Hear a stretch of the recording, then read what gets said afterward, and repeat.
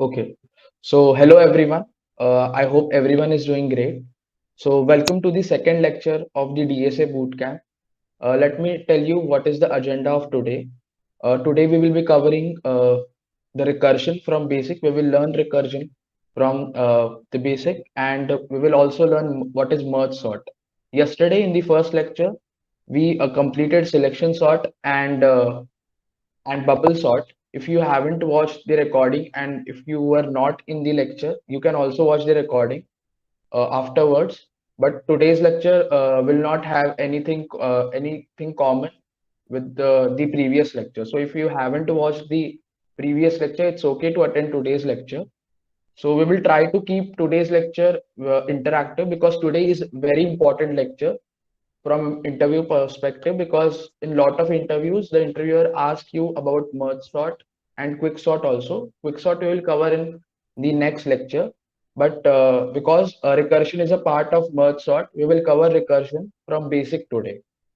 So let's start. So first of all, everyone in the chat, uh, I want to keep this lecture very interactive, so please reply hi in chat if you are listening to me.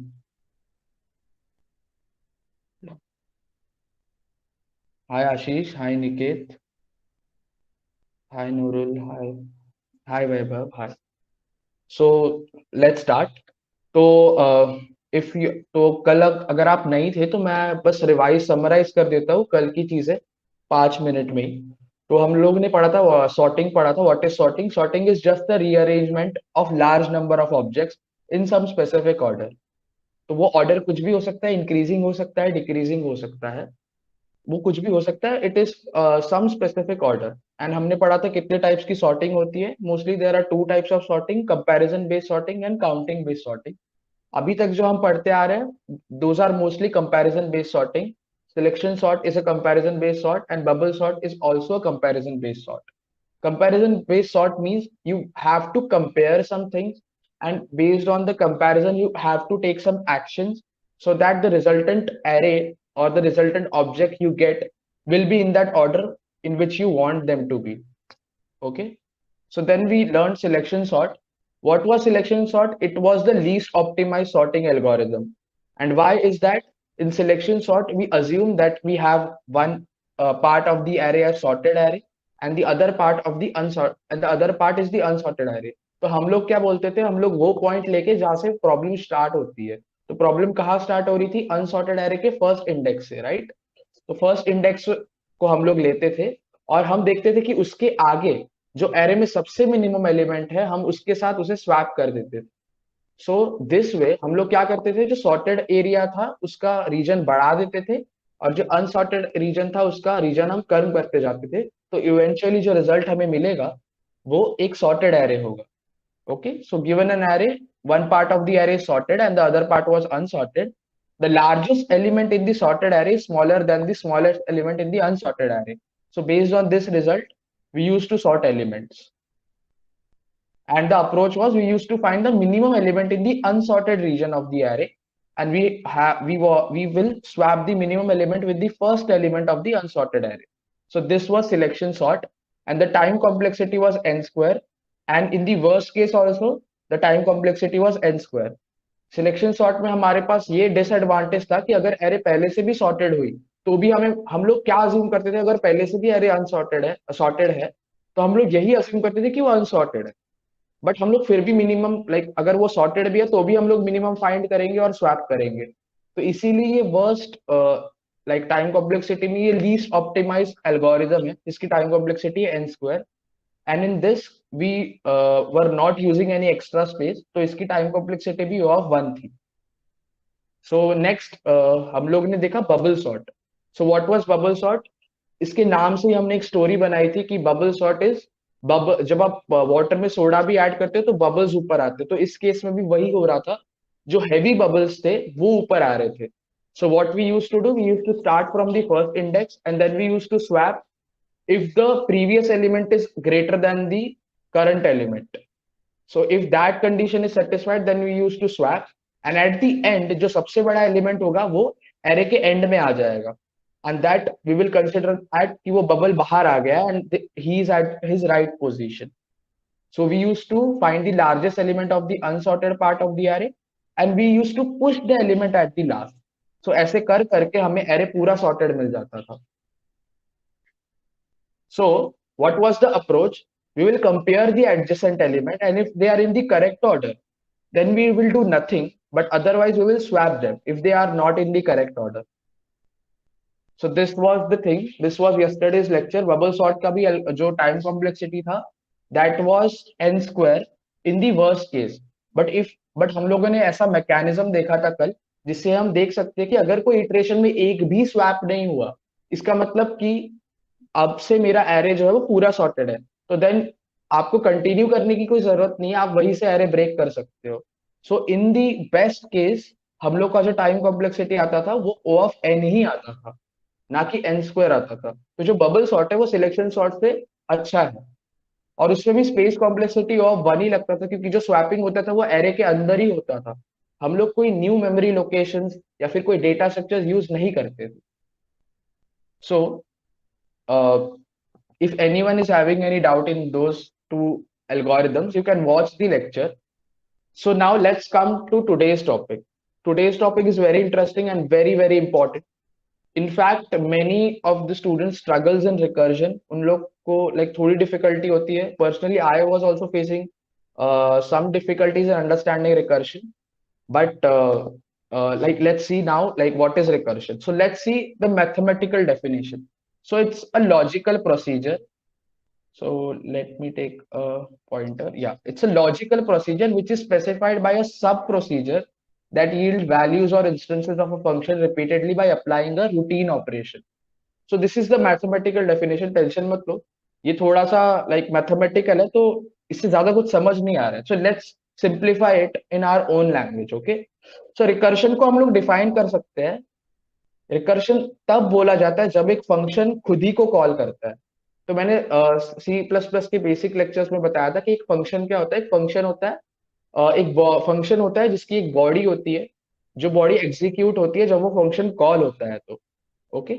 So recursion अब तब बोलेंगे जब एक function खुद ही को call कर रहा है by applying some subroutine on the parameter by keeping an extra space overhead. तो यहां पर हम लोग क्या करेंगे, हम लोग इसको वर्ड बाय वर्ड ब्रेक करते हैं. तो recursion is defined when a function call itself. तो कॉल इटसेल्फ यहां तक सबको समझा कि एक फंक्शन जब खुद को कॉल करेगा उसे रिकर्शन बोलते हैं. इसमें किसी को डाउट है इस वाली लाइन में, like recursion is defined when a function call itself. बस यहां तक सबको समझा कि रिकर्शन क्या होता है. You can reply in the chat. If you are not understanding, then you can ask. I will repeat the thing. Okay, you got it.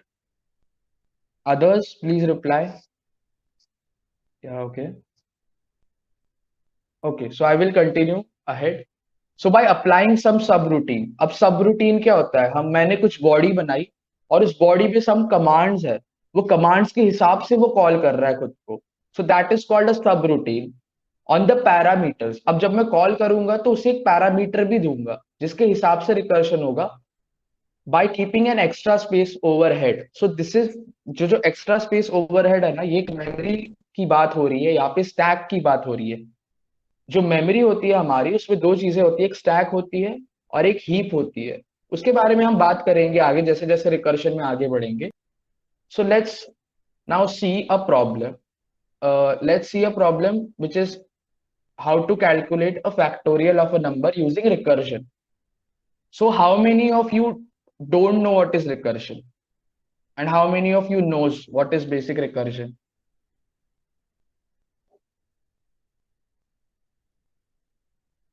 Reply, you can reply in the chat or you can unmute. आपको अगर आता है recursion then you can say, or if you don't know I will repeat. Okay, नहीं पता. Okay, fine. So I will repeat.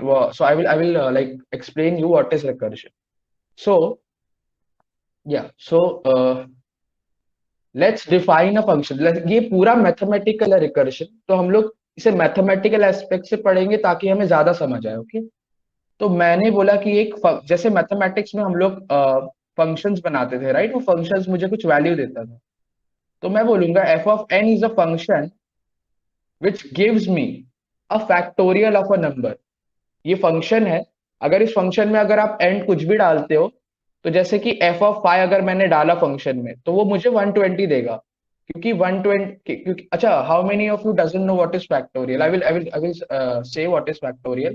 Factorial of a number is कि आप one से जाओ और उस नंबर तक जो भी नंबर आ रहे हैं उन्हें मल्टीप्लाई करते रहो।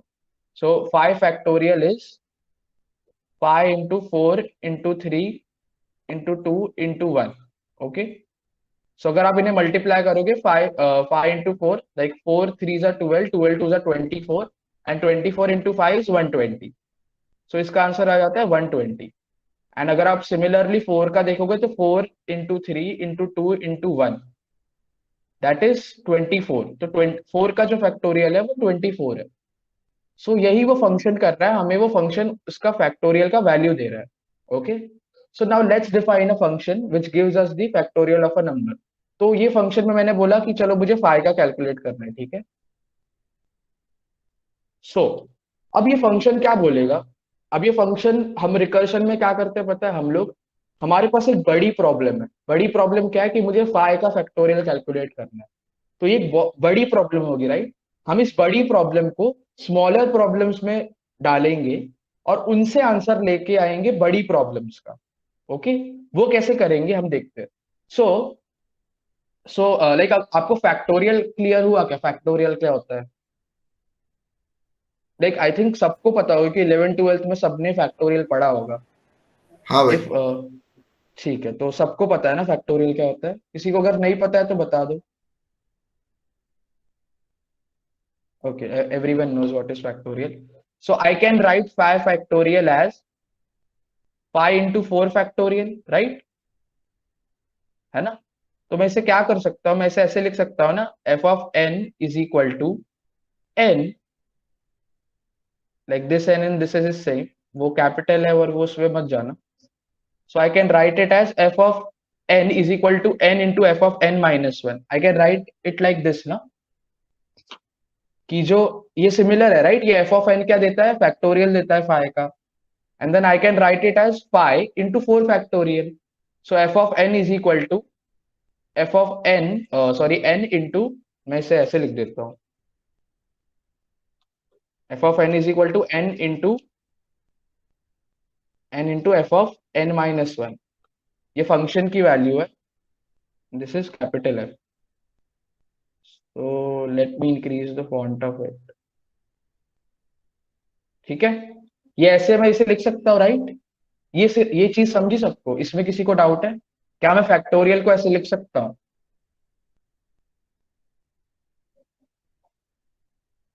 हाँ। ओके। किसी को इसमें डाउट है तो पूछो जल्दी से, नहीं तो आगे की चीजें समझ नहीं आएगी आपको। रिपीट करूँ ये वापस से? नो। ओके। ठीक है। So now I can write it like this ना। तो now can you see, this is the bigger problem and this is the smaller version of that problem, right? F of five का ढूंढना था, वो एक bigger problem था, but F of four जो है वो उससे छोटा प्रॉब्लम है, राइट? तो मैं इसको और छोटे पार्ट्स में डिवाइड कर सकता हूँ। सो लाइक दिस, कि अगर एफ ऑफ फाइव मुझे चाहिए, ठीक है, तो एफ ऑफ फाइव क्या बोलेगा कि चलो मैं एफ ऑफ फाइव तो तुम्हें दे देता हूँ, बट तुम ना मुझे एफ ऑफ फोर लाके दो, तब मैं तुम्हें एफ ऑफ फाइव लाके देता हूँ। So now this will call F of four, right? And मुझे तो पता है कैसे करते हैं, मुझे यहाँ पर बस फाइव मल्टीप्लाई कर देना है, राइट? अगर मैं यहाँ पे फाइव मल्टीप्लाई कर दूंगा तो ये मुझे वापस से दे देगा, right? So now 5 into f of 4। अब f of 4 क्या बोलेगा? f of 4 बोलेगा यार मुझे भी नहीं पता f of 4 क्या होता है। So now I will call f of 3। ठीक है, तो ये f of 4 क्या करेगा? ये पीछे जाने वाला आप अभी भूल जाओ। अब हम सिर्फ नीचे जा रहे हैं क्योंकि हमें वापस नहीं आ रहा है ना, अभी हमें पता नहीं है कि क्या है वो। तो f of 4 will call f of 3, right? और वो क्या बोलेगा कि अब मैं अपने आप को लाइक 4 से मल्टीप्लाई कर दूंगा f of 3 से, और मैं वापस वैल्यू सेंड कर दूंगा तो मुझे f of 4 भी मिल जाएगा।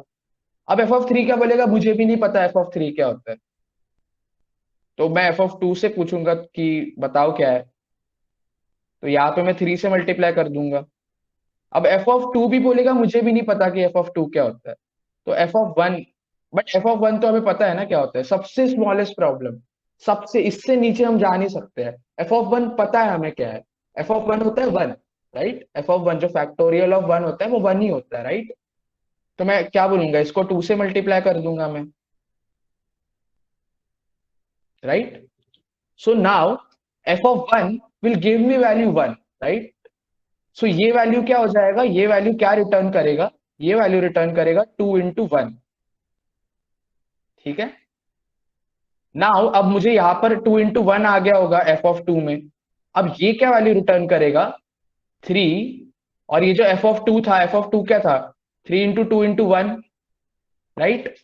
ये अच्छे से दिख नहीं रहा होगा, एक सेकेंड, वेट।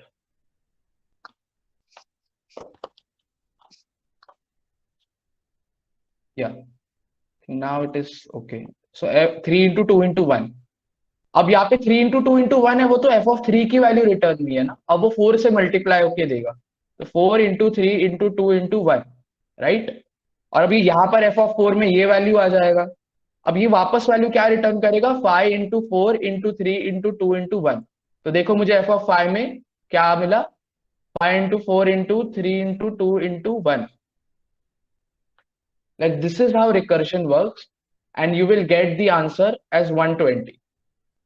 ये चीज समझी सबको कि how recursion is working, how we are calling the smaller sub problems, and then after reaching the end, for which I know the answer for the smallest problem. From there, I am returning the value, which is I can also call it as the base case. I'm like once again I will repeat it.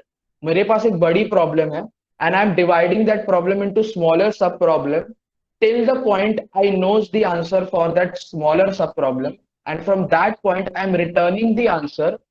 And अगर यहाँ से एक value return हुई है तो वो यहाँ पर आएगी, एंड ये वाला चीज भी कुछ अलग रिटर्न करेगा ना, वही वैल्यू तो नहीं रिटर्न करेगा, उससे मैनिपुलेट करके और एक वैल्यू रिटर्न करेगा। तो ऐसे कर करके एंड में हमारे पास आंसर आ जाएगा। So so is anyone having any doubt in this, should I repeat the whole process? किसी पार्ट में भी डाउट हो तो आप पूछिए।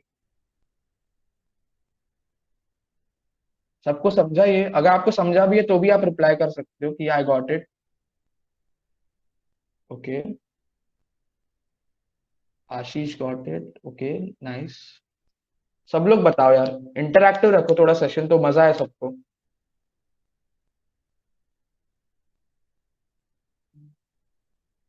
Okay, should I go ahead? Okay, so let's now continue. So how like I just explained this part. जब मैं आप पीपीटी सेट करूंगा तो आप यहाँ पे देख सकते हो कि वी ब्रोक द प्रॉब्लम, तो आप यहाँ से पढ़ भी सकते हो बाद में। So we broke the problem into smaller sub problems. So now ये तो इस प्रॉब्लम के लिए हो गया, बट हम लोग एक्चुअली जब रिकर्शन की सीरीज हम करेंगे तब भी हम इसे पढ़ाएंगे। बट नाउ हम लोग इसे और सिंप्लीफाई कर देते हैं। मैं क्या करता हूँ, रिकर्शन के लिए बेसिक तीन चीजें फॉलो करता हूँ। तो कोई भी रिकर्शन की प्रॉब्लम हो ना, डिफिकल्ट से difficult, I follow only three steps. Okay, first step is I will find the smallest sub problem for which I knows the answer. मैं उसे तब तक स्मॉलर प्रॉब्लम में डिवाइड करूंगा जब तक मुझे उसका आंसर नहीं पता होता। This is the first step. And the second step is I will assume that the given problem recursion will correctly calculate a sub problem. मैंने क्या बोला था यहाँ पर कि जब हम लोग यहाँ पर ये वाली चीज जो है F of N minus one, right, ये रिकर्शन है, राइट। अब मैं अज्यूम कर रहा हूँ ना कि जब मैं एफ ऑफ एन, मैं फाइव फाइव क्या बोल रहा था, मुझे फोर लाके दो। तो फाइव क्या कर रहा है, वो फोर पे भरोसा कर रहा है ना कि वो मुझसे सही आंसर लाके देगा, राइट। तो वो मुझे, मैं अज्यूम कर रहा हूँ कि वो मुझे सही आंसर लाके देगा। सो that is the second step, that you have to assume that the given recursion will correctly calculate a sub problem. ठीक है, and then I am doing a self work. What is the self work in this case? The self work is after I got the smaller sub problem value, I will return that n into that f of n minus 1 value. This is the self work I'm doing. I'm returning it. सो इन तीनों चीजों को ध्यान में रखते हुए आप कोई भी रिकर्शन की प्रॉब्लम इजीली कर सकते हो. Okay. So now let's go ahead and see what is the, like I just explained this part. I will repeat it. So we know the answer for the smallest sub problem. इसमें सब problem क्या था? Like जो smallest सब problem मुझे पता था F of one है, राइट, जिसके लिए आंसर मुझे पता था वन ही आएगा. So we can call it as base case, जहां पर मुझे आंसर पता है क्या है इस सब प्रॉब्लम का, और वहां से मैं रिटर्न करता हूँ. And now the second step is now calculating f of n minus one. This is the recursive assumption. मैं क्या assume कर रहा हूँ कि f of n minus one मुझे सही आंसर ला के देगा और वहां से मैं रिटर्न करूंगा. And the self work which I am doing is n into f of n minus one is the self work. Okay. So now let's see कि recursion ना backend पे like जो real में जो memory locations होती है वहां कैसे काम करता है. So this is also a very interesting thing. So जब आप मेमोरी लोकेशंस के बारे में पढ़ोगे तो आपको पता लगेगा कि दो तरीके की मेमोरीज होती है. एक होती है stack. This is just a linear stack, जो डेटा स्ट्रक्चर आपने पढ़ा होगा वही होता है ये. And the second is heap. Okay. So जो रिकर्जन होता है ना वो यहाँ पर स्टैक में काम करता है. How it works, I told you in the previous lectures that जो मेन फंक्शन होता है that is the important function, वहां से प्रोग्राम एग्जीक्यूट होना चालू होता है. एंड मेन फंक्शन से ही प्रोग्राम खत्म हो जाता है, वो बाकी किसी फंक्शन पे नहीं जाता है. So when you want to call those function you have to call them through the main function, right. So how stack works is, stack में एक मेन फंक्शन आ जाता है. Okay. So let's first code it and then we will see कि कैसे then आपको ज्यादा अच्छे से अंडरस्टैंडिंग मिलेगी इसकी. ओके. सो एक फंक्शन है जो मुझे एक नंबर रिटर्न करता है, राइट, फैक्टोरियल रिटर्न करता है. So I will say it as factorial and I will send जहां पर जो मेरा फंक्शन था वो n एज अ पैरामीटर ले रहा था, राइट, वह n एज अ पैरामीटर ले रहा था तो मैं भी यहाँ पर n दे दिया. ठीक है. And if I know what is the base case, if I know the answer is one, then I will return one. I will return one or return n, right? Both are the same things. So this is the base case. Okay. Now I know I want to know what is the sub problem. The sub problem is f of n minus one, right? So this is the assumption that recursion will give me correct answer for a sub problem. Okay. So like yeah, and now I am returning n into that sub problem. So this is the self work I'm doing. So now let's see what is the answer we get for. Now from the main function I will check what is the answer for factorial of 5. Okay.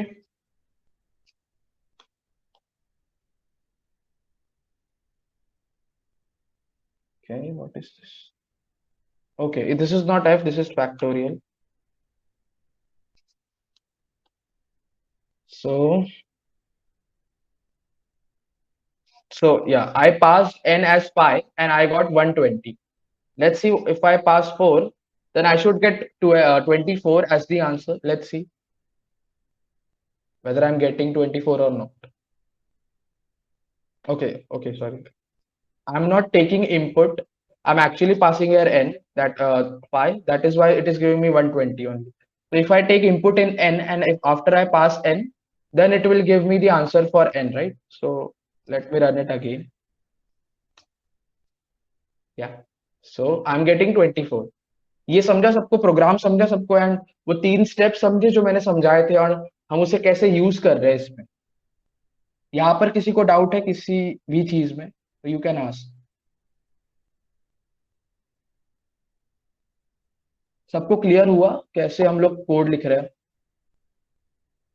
Like Ashish, are you having any doubt? Like, have you understood, right? Yes, okay, okay fine. So now हम लोग देखते हैं कि ये कैसे काम करेगा memory में, लाइक मेमोरी में कैसे रिकर्जन होगा वो देखते हैं अभी। ठीक है, तो मेन फंक्शन में हमने यहाँ से कॉल किया 23rd लाइन। यहाँ पे मेन फंक्शन पहले इस लाइन पे आया होगा, इस लाइन पे फिर एन पे आया होगा और ये लाइन एग्जीक्यूट हुई होगी। और फिर मेन में 22nd लाइन पे हमने कॉल किया होगा फैक्टोरियल को, राइट। तो यहाँ पर मेन है और यहाँ पे 22nd लाइन पे हमने छोड़ा मेन को। अब क्या, कहाँ पर आएगा ये फैक्टोरियल को कॉल करेगा, तो फैक्टोरियल यहाँ पर आ जाएगा, राइट। मैं फैक्ट लिख रहा हूँ क्योंकि वो बड़ा हो जाएगा बहुत। और मैं पास करूंगा यहाँ पर 5, राइट। अब जब मैंने यहाँ पर 5 पास किया तो वो देखेगा क्या एन 1 है क्या, एन तो 1 नहीं है, एन तो 5 है, राइट। तो वो यहाँ पर यहाँ इस इफ में एग्जीक्यूट नहीं होगा ये if, तो वो नेक्स्ट लाइन पे आ जाएगा। नेक्स्ट लाइन तो कमेंट है, वो भी एग्जीक्यूट नहीं होगा। 7th लाइन देखेगा ये, तो ये सब प्रॉब्लम कैलकुलेट करेगा। अभी तो ये फैक्टोरियल ऑफ n-1 को कॉल करेगा। तो यहाँ पर इसने कौन सी लाइन पे छोड़ा हम देखते हैं, 7th लाइन पे छोड़ा इसने। तो I will write here 7। And now हमारे स्टैक में क्या आ जाएगा, फैक्टोरियल ऑफ 4 आ जाएगा, right. So let me take this a little bit down.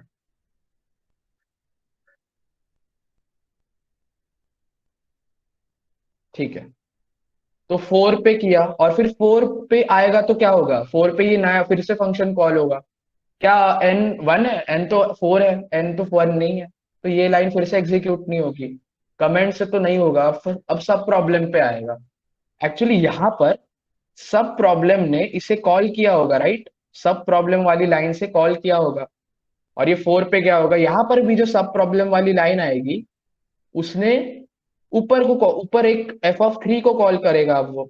तो एफ ऑफ 3 आ गया यहाँ पर, फैक्ट ऑफ 3। अब ये भी 1 नहीं होगा, अब ये भी अपने सब प्रॉब्लम को कॉल करेगा और ऊपर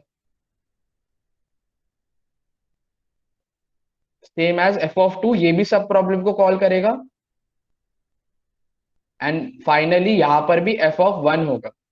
ओके, सो जो स्टैक में सबसे ऊपर फंक्शन होता है वही रन हो रहा होता है।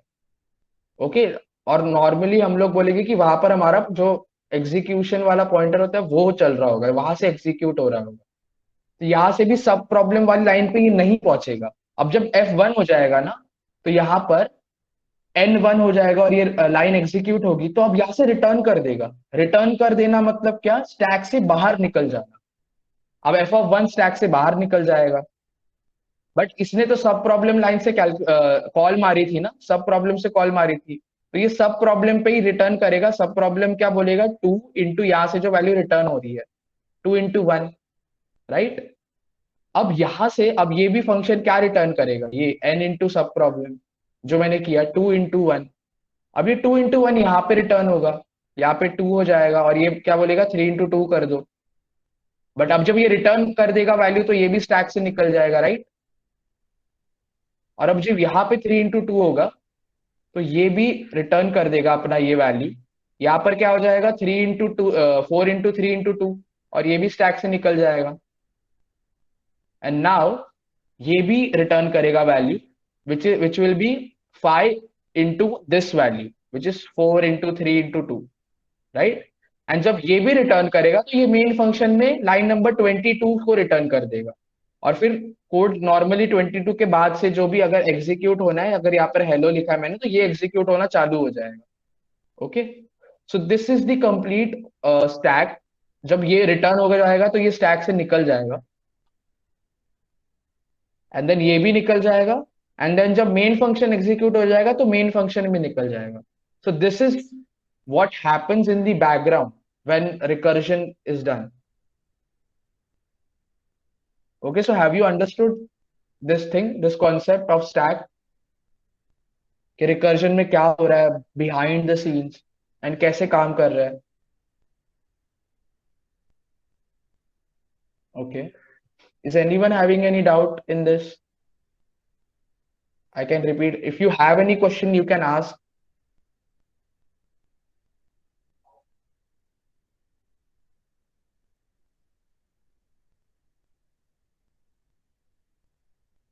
Okay, should I continue?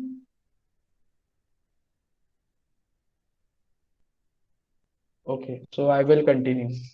So ये तो था रिकर्शन, तो आई थिंक सो आप सबको क्लियर हो गया होगा कि जो बेसिक रिकर्जन होता है वो क्या होता है. तो now let's come to the main topic of today, which is the merge sort. इसमें भी हम लोग रिकर्जन यूज करेंगे. सो हम लोग जब भी कोई एल्गोरिदम सिखाते हैं तो मैं मोस्टली लाइक उसके थोड़ी स्टोरी बना के सिखाता हूँ ताकि बेटर अंडरस्टैंडिंग हो. तो how we will learn merge sort, like let's see how we will do it. So first of all, this is a comparison based sorting algorithm. We do comparisons and based on that we sort the array or the collection of objects. Okay, so merge sort जो है ना वो mostly divide and conquer technique पे आधारित है. I mean से like based है. ठीक है, तो हम लोग कैसे करेंगे इसे.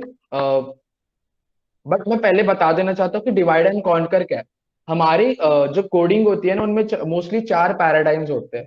The first one is brute force, the second one is divide and conquer, the next is DP, and the third and the fourth one is something I don't remember what is that. But it is one of the four paradigms which is really very important. और इसके ऊपर बहुत सारे questions बनते हैं. अगर आपने binary search भी सीखा होगा तो that is also based on divide and conquer technique. Okay, so now let's start. Let's first learn what is divide and conquer. So divide and conquer is actually very similar to what happens in real life. जब Indians पे British भी rule करते थे, so what they did, they divide us and they conquered us, right? This is the similar thing happening here.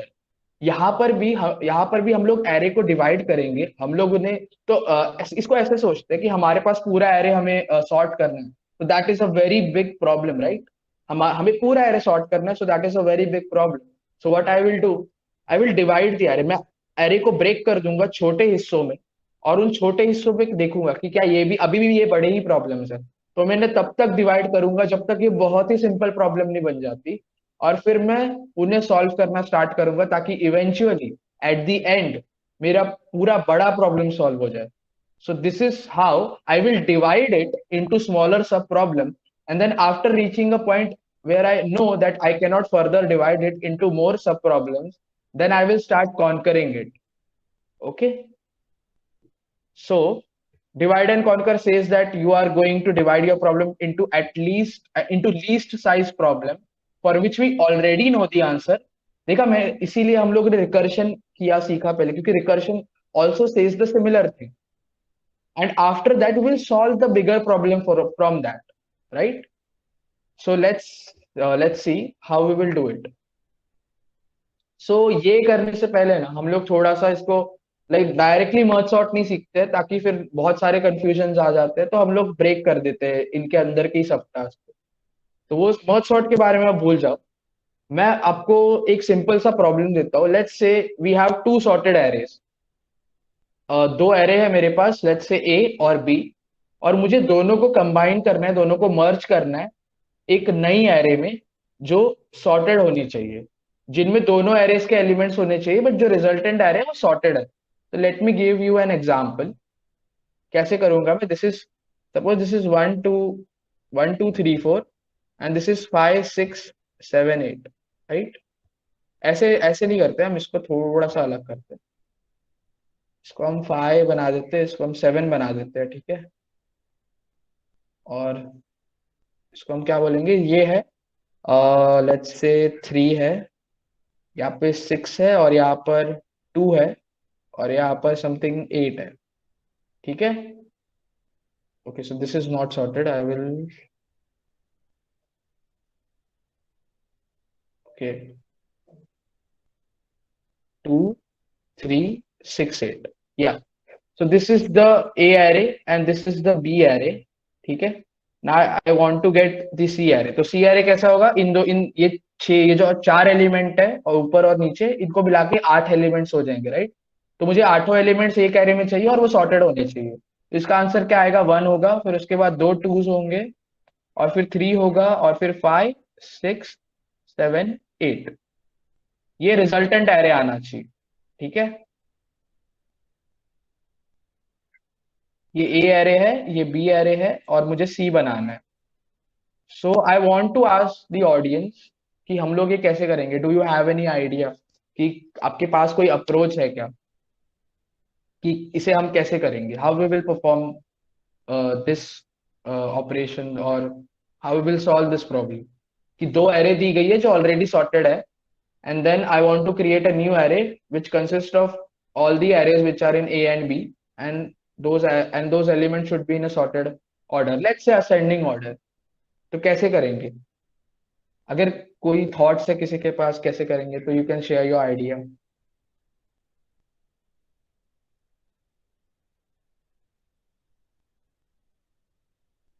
And if you don't know, you can also tell me like I don't know. No, I don't. You don't know, it's okay, it's okay. If anyone knows how to do it,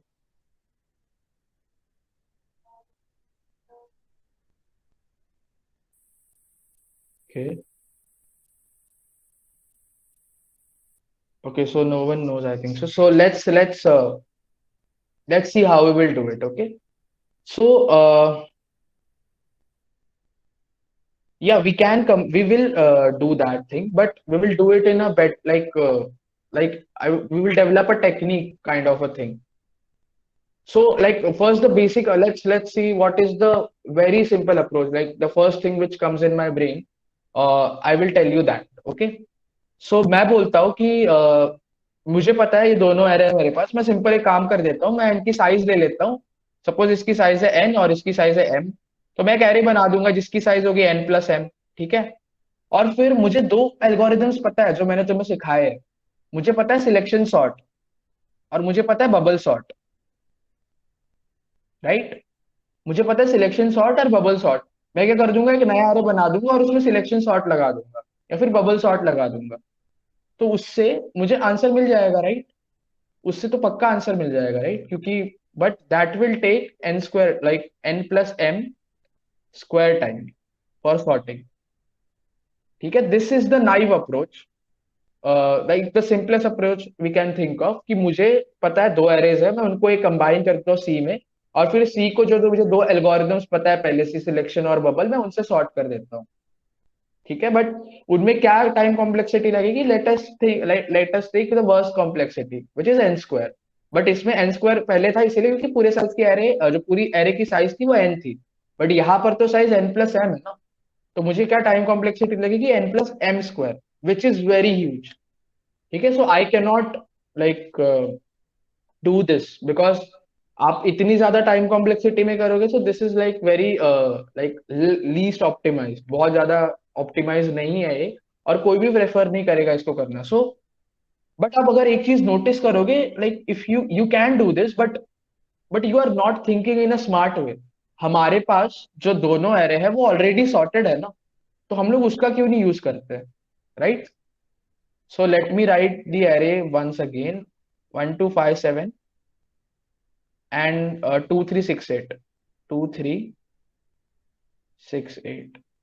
so let us say, अच्छा मुझे जो जो मेरा resultant array होगा उसका जो पहला element होगा वो क्या होगा, वो इन्हीं दोनों एलिमेंट से इन दोनों एलिमेंट्स में से एक होगा ना, क्योंकि मुझे पता है इसके आगे तो इससे बड़े ही होंगे और इसके आगे भी इससे बड़े होंगे, राइट?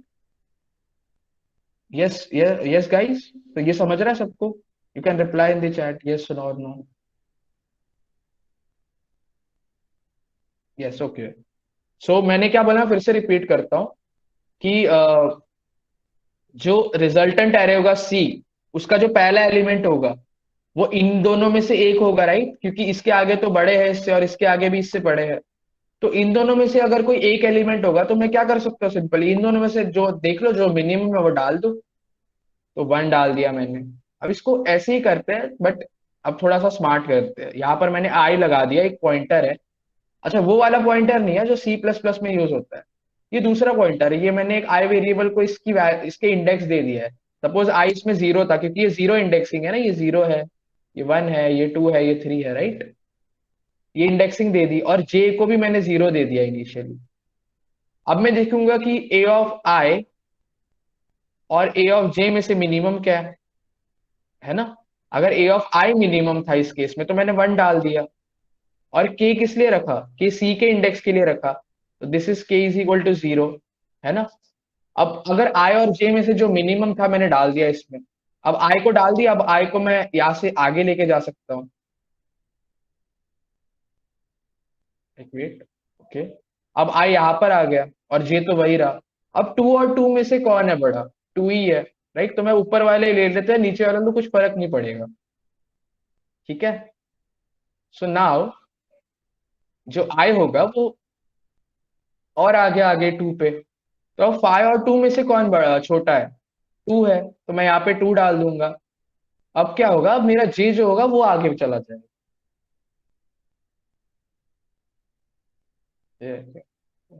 या सो जे विल बिकम 1 नाउ। और ऐसे इवेंचुअली जब आई यहां से चला जाएगा, अब यहाँ पे 5 और 3 में कंपैरिजन होगा, तो यहाँ पर 3 आ जाएगा और जे आ जाएगा यहाँ पर। अब 5 और 6 में कंपैरिजन होगा तो 5 यहाँ पर आ जाएगा, और साथ साथ में मैं के भी प्लस प्लस कर रहा हूँ। तो के यहाँ से यहाँ आएगा, फिर यहाँ से यहाँ आएगा, और साथ में यहाँ आएगा, और फिर यहाँ आ जाएगा। फिर मैं देखूंगा 5 और 6 में से, तो मैंने 5 ले लिया, 5 यहाँ से यहाँ चला गया। अब 7 और 6 में तो 6 छोटा है, तो जे भी यहाँ से यहाँ आ गया। और अब 7 छोटा है, right.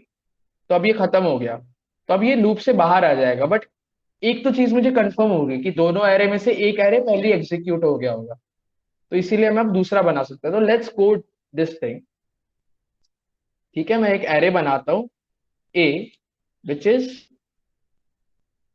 1257, 1257, and let's say I have an array B which is 2368, 2 comma 3 comma 6 comma 8. And now I will say I am making a new array which is C, which is 4 plus 4 length, right? 4 plus 4 क्योंकि पहले की 4 length है और दूसरे की 4 है, तो 8 कर दिया मैंने, ठीक है। So now I will say I am pointing 0 here because A को मैं 0 एलिमेंट से शुरू करना चाहता हूँ यहाँ पर, और जे जो है वो भी 0 से स्टार्ट करना चाहता हूँ यहाँ पर, और के जो है वो भी 0 से करना चाहता हूँ, ठीक है। तो मैं बोलूंगा while I is less then 4, क्योंकि उसकी साइज 4 है। अब वो साइज से तो बड़ा नहीं होगा ना आई, उसकी साइज में ही ट्रैवर्स करना चाहिए। एरे के बाहर ही चला गया तो फिर तो गलत वैल्यूज मिलना चालू हो जाएगी मुझे, राइट। तो मैं क्या बोलूंगा, I should be less than that first element का साइज, फर्स्ट एरे का size which is 4, and J is also a pointer of that, right.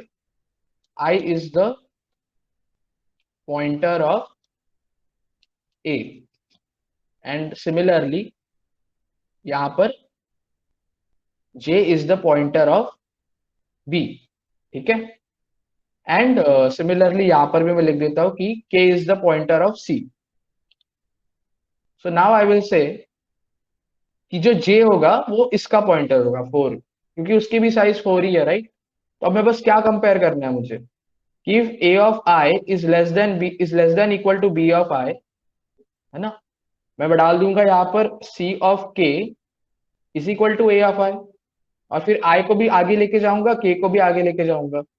Else मैं क्या करूंगा, अब तो अगर अगर ए ऑफ आई छोटा था तो ये हो रहा है, अब अगर ये नहीं हुआ तो इसका मतलब बी ऑफ आई छोटा है, तो अब मैं सी ऑफ के में क्या डालूंगा, बी ऑफ जे। आई नहीं डालूंगा क्योंकि आई तो ए का पॉइंटर था, जे जो है वो बी का पॉइंटर है, राइट। तो मैं इसमें जे को प्लस प्लस करूंगा और के को प्लस प्लस करूंगा, राइट। बट कभी कभी ऐसे भी हो सकता है, लाइक जैसे मैंने ले लिया 1 2 3 4 5 और 6, तो आई पहले यहाँ था फिर जे यहाँ पर था, तो पहले में आया 1, फिर आई यहाँ पर आ गया तो इसमें आया 2, और इसमें अब आई यहाँ पर आ गया, अब इसमें आया 3। अब आई तो यहाँ पर चला गया बाहर, बट जे तो अभी भी अंदर ही है ना। तो हो सकता है कि एक एरे मेरा पूरा भरा ही ना हो, मतलब एक एरे पूरा कंप्लीट ही ना हुआ हो। तो उसके लिए मैं क्या करूंगा, मैं बस बोल दूंगा कि चलो यार मुझे दोनों पॉइंटर एंड तक तो चाहिए ही चाहिए। तो अगर ये हुआ ना हो ना, तो आप क्या करो, आप डालते रहो इसमें ए ऑफ आई, और फिर यहाँ पर आई प्लस प्लस और के प्लस प्लस, और यहाँ पर मैं जे के साथ भी करूंगा। अब मुझे पता है कि इन दोनों में से ये जो दोनों है, इन दोनों में से कोई एक ही एग्जीक्यूट होगा। अगर दोनों हो रहे होते तो ये वाइल लूप में ही हो जाते ना, which is a of j and j plus plus, and k plus plus. So now let us print what is the C array. C 8 plus plus and C out, C of I. Okay. So let's run this thing.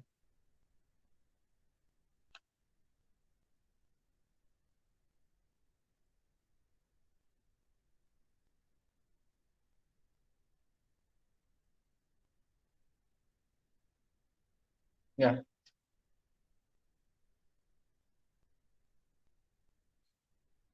Wait.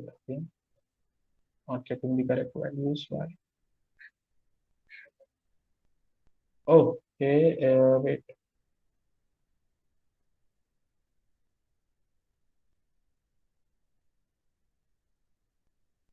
Okay. Yeah. I should use J here. 48 line. Think it is correct, right?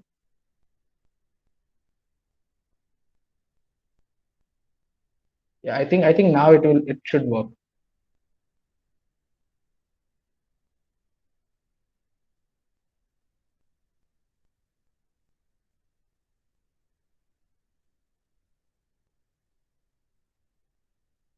Okay. Wait. I plus plus किया और फिर यहाँ पर J plus plus किया. Okay. Then I'm getting this as 8. Okay. Fine. 1, 2, 2, 3, 5, 6, 7, and I'm not getting this 8, right? Okay. Where is this?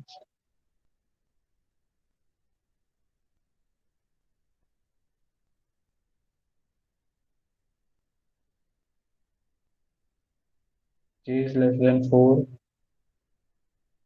So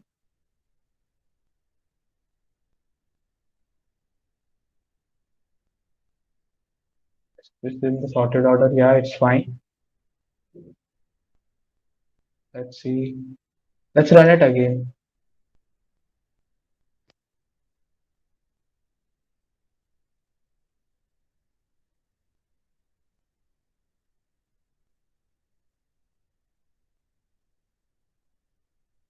So it is giving me, I think V of J आएगा ना? Where on which line? Oh yeah, here. Right. Okay, fine. Yeah. Sorry for that.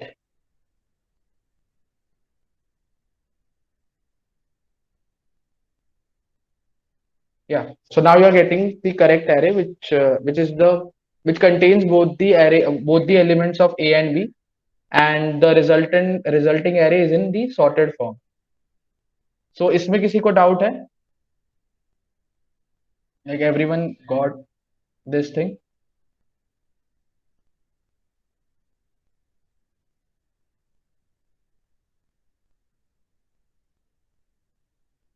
सबको समझा ये वाला algorithm जो मैंने सिखाया? इसको जनरली टू पॉइंटर मेथड भी बोलते हैं क्योंकि हम लोग दो पॉइंटर्स रख रहे हैं और उसके हिसाब से उन्हें कंपेयर करके उनके एलिमेंट्स को हम लोग एक न्यू एरे में डाल रहे हैं based on the comparison.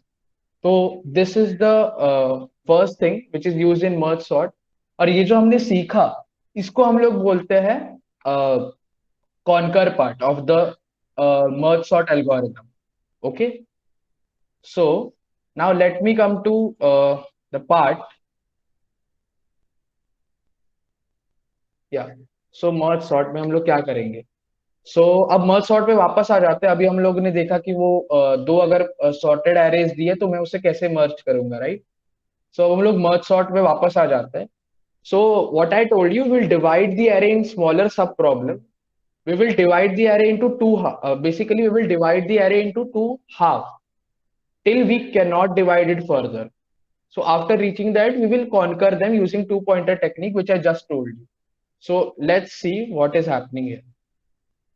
So let's say मुझे एक array दिया गया है यहाँ पर 5 2 4 7 1 3 2 6. ये 8 साइज का array मुझे दिया गया है. तो this is a very big problem for me, right? This is a bigger problem for me कि मैं इसे कैसे सॉल्व करूंगा. सो आई विल से कि मैं इस पूरे को नहीं सॉल्व करता हूँ. मुझे आप इसके छोटे से प्रॉब्लम का आंसर ला के दो. तो मैंने क्या बोला कि मैं इसको दो हाफ में डिवाइड कर देता हूँ. सो वेट अ सेकेंड, मुझे एक पेन चाहिए. या सो this is let's say the start, and let's say this is the end, and let's say I will calculate the mid कैसे कैलकुलेट करते हैं? S plus E divided by 2, right? S plus E divided by 2, and I will say this point is the mid. So I will do S से लेकर mid तक, and I will do mid plus 1 से लेके E तक, right? ये mid है, ये तो इसके लिए यहाँ पर mid है, बट इस एरे के लिए तो ये इसका end है, right? और ये इस एरे के लिए इसका स्टार्ट है. सो the same thing will follow on, and यहाँ पर मैं इसका एक मिड टू कैलकुलेट करूंगा. यहाँ पर भी इसका मिड टू कैलकुलेट होगा. तो यहां से क्या होगा? एस से लेके mid two, and mid two plus one से लेके जो इसका एंड होगा, व्हाट इज दैट? एम. या फिर आप ई भी लिख सकते हो यहाँ पर. और यहाँ पर क्या होगा? यहाँ पर ये एस और यहाँ पर M two, and this will be M two plus one से लेके E. So the same thing will carry on. तो अब जब फाइव हो गया तो उसके बाद ये दोनों और स्प्लिट हो जाएंगे, फाइव में और टू में, और ये भी स्प्लिट हो जाएगा फोर में और सेवन में, एंड देन वन में और थ्री में और टू में सिक्स में. अब जब इस पॉइंट पे आ गया ये, so now can you see these are two arrays, these are two arrays which are already sorted, right? Can I say that? Reply in the chat. Can I say that these are the two arrays which are already sorted?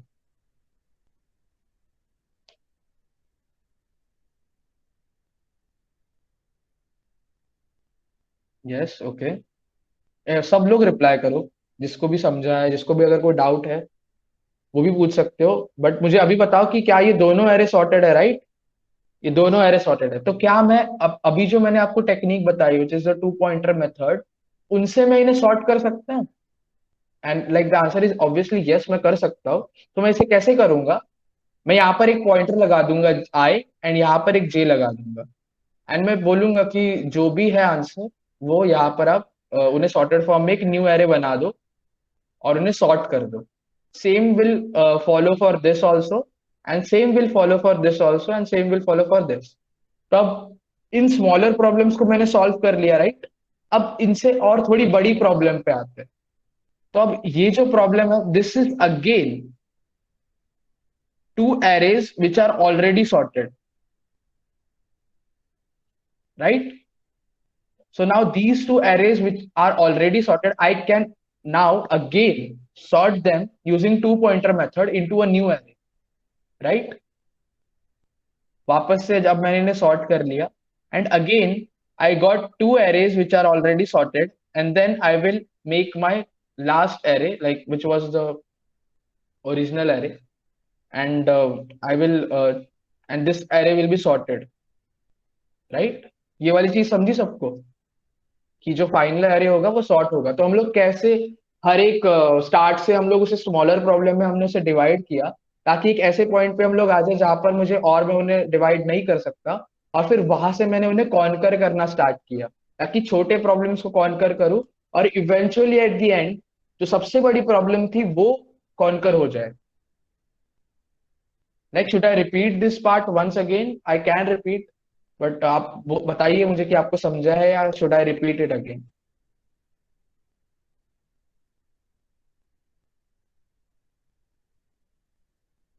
Okay, सब लोग बोलो सबको समझा है, या repeat करूं मैं इसे एक और बार? After this we will coding this. तो इसका मुझे रिकर्शन पार्ट भी समझाना है इसके बाद, बट ये एक बार क्लियर कर दो कि यहाँ तक समझा है सबको. जो विजुअलाइजेशन है वो सबको समझी क्या? Yes, okay. Okay, fine. So हम लोग अभी नेक्स्ट नेक्स्ट चीज पे देखते हैं. So I will discard it. ठीक है. So now let's see what is the time complexity. Okay, so let's derive what is the time complexity. Okay, so I am saying let's define T of n as the time taken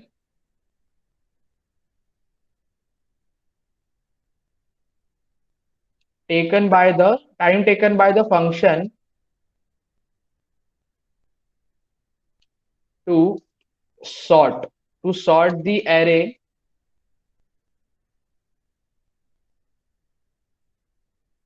yeah, sort the array using merge sort.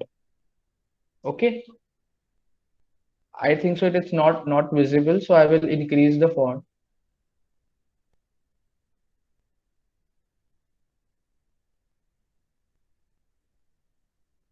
Let's do one thing. I think एक new बना लेते हैं, ठीक है।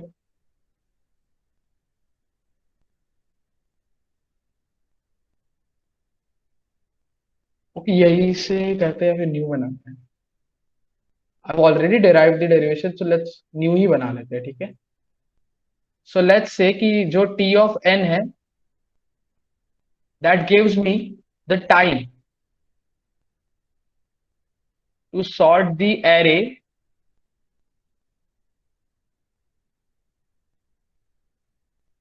using merge sort, ठीक है। So like पहले time, अच्छा पहले टाइम कॉम्प्लेक्सिटी देखनी है या पहले कोड कर लेते हैं? लाइक पहले कोड कर लेते हैं, उसके बाद हम लोग आराम से टाइम कॉम्प्लेक्सिटी, क्योंकि इसमें मैथमेटिकल टर्म्स बहुत सारी आने वाली है, ठीक है। So let's erase everything and start from the scratch. Let's take the size of the array as input, and then let's define an array A which I want to sort. I will say this, and let's take input in the array.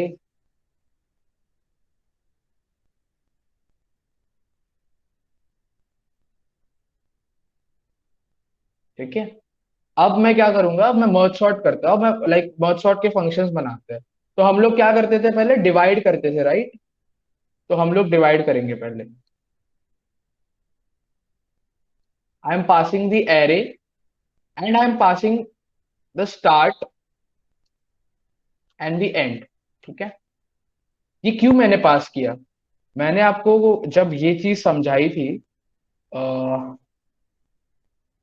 ये वाली जो चीज थी, इसे मैंने क्या बोला था, यहाँ पर स्टार्ट होगा, यहाँ पर एंड होगा, और फिर मिड होगा, और फिर उसके स्टार्ट और एंड के हिसाब से हम लोग उसे डिवाइड कर रहे थे, right.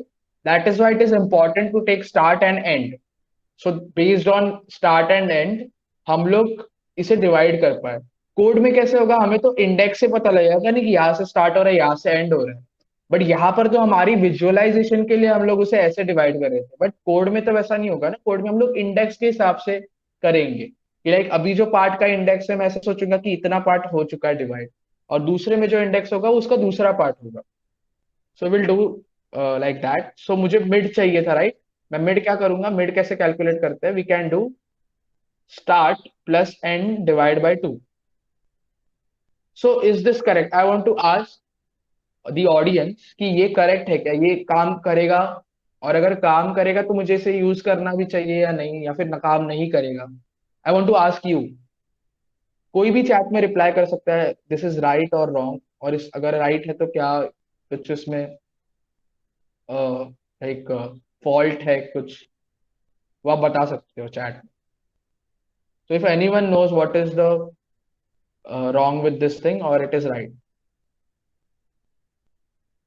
anyone in the chat, अगर आपको नहीं पता तो आप वो भी बोल सकते हो, डोंट नो ऐसा करके बोल दो। But try to keep it as much interactive as possible.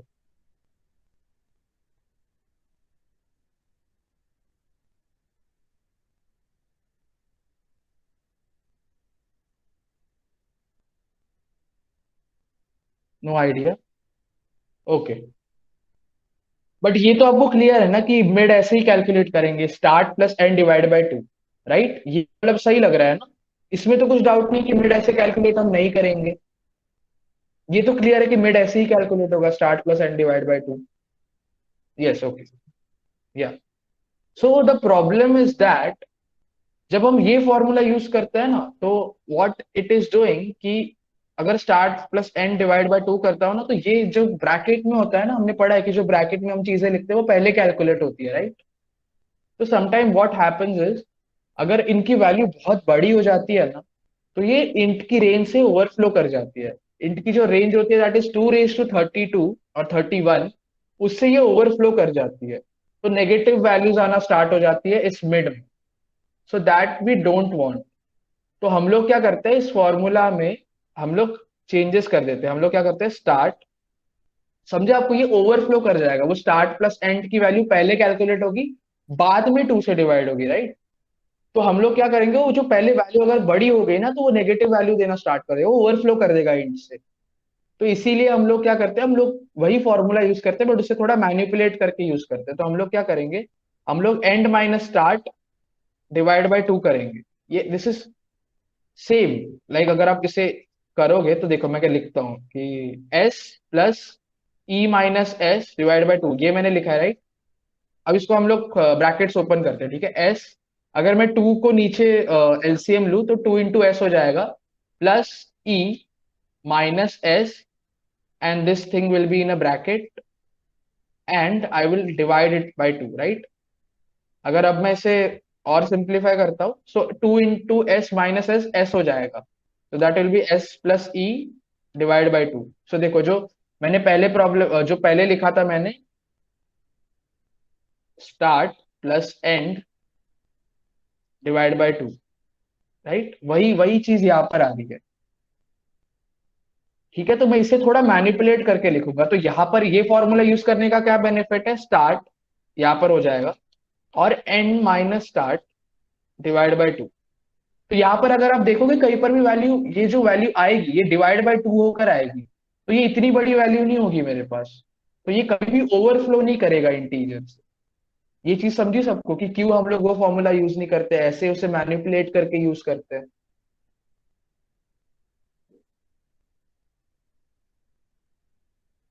If you want I can repeat this thing once again, अगर बट आपको कोई डाउट हो तो आप पूछो, अगर आपको क्लियर भी हुआ तो आप पूछो।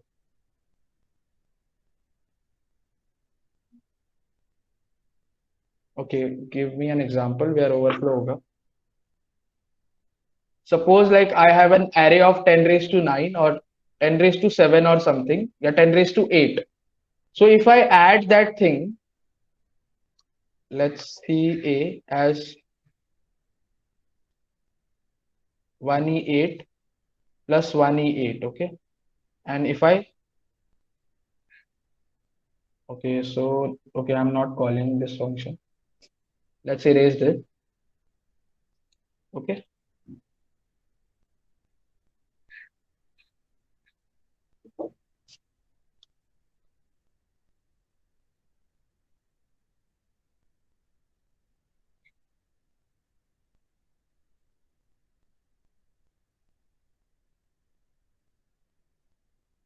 Yeah, so like right now it is not overflowing, but suppose if the size is maybe 10 raised to 9 or 10 raised to 9, I can, maybe 10 raised to 9 में शायद overflow हो जाए, 2 into 10 raised to 9, yeah, I think so. Let's try for 1e9.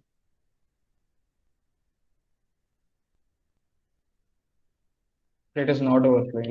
Let's try to.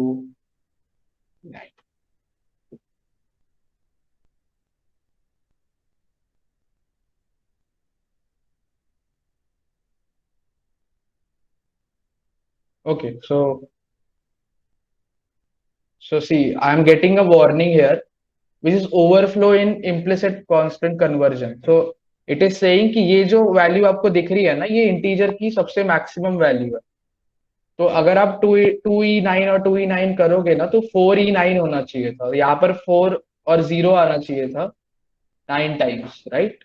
But वो आ नहीं रहा है, वो क्योंकि क्योंकि यहाँ पर ओवरफ्लो हो चुका है, वो इंटीजर में स्टोर नहीं हो सकती वो वैल्यूज।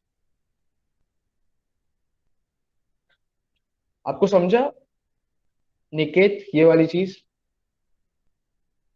कि why we use that thing?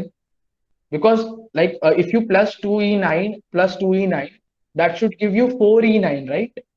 So ये कैसे होना चाहिए, 4 और 9 टाइम्स 0, 1 2 3 4 5 6 7 8 9, इतना ये आंसर आना चाहिए था। बट आंसर तो मुझे 1 2 1 4 7 ये आ रहा है। वो क्यों ऐसे आ रहा है, क्योंकि this is the maximum value we can store in it. अगर इससे अगर वैल्यू बड़ी हो जाती है ना, so integer can not store it in itself. तो इसका मतलब तो आंसर मुझे गलत आएगा ना, तो I don't want the answer to be wrong, that is why I am using this formula. So now let's see कि अगर मैं स्टार्ट को 1E9 कर देता हूँ, और 1E9 नहीं, 2E9 कर देता हूँ, और एंड को मैं 2E9 कर देता हूँ, ठीक है. And I calculate the mid as and I calculate the mid one as start plus end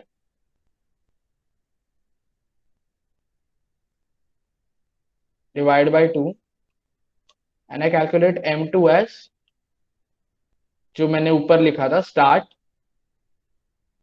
plus end minus start divide by 2. So now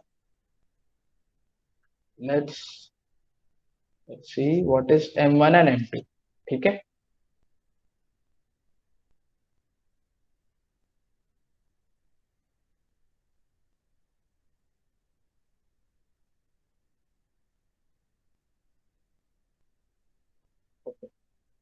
This was not there.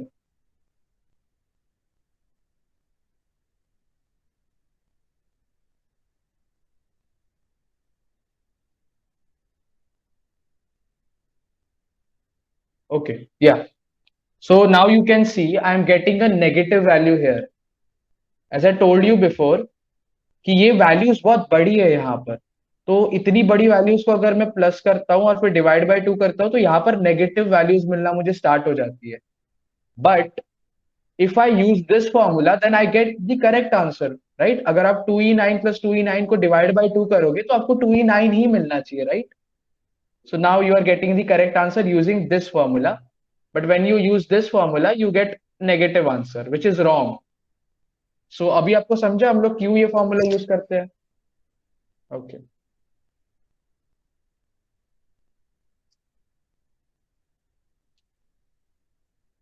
सो वापस से मैं लिख देता हूँ यहाँ पर.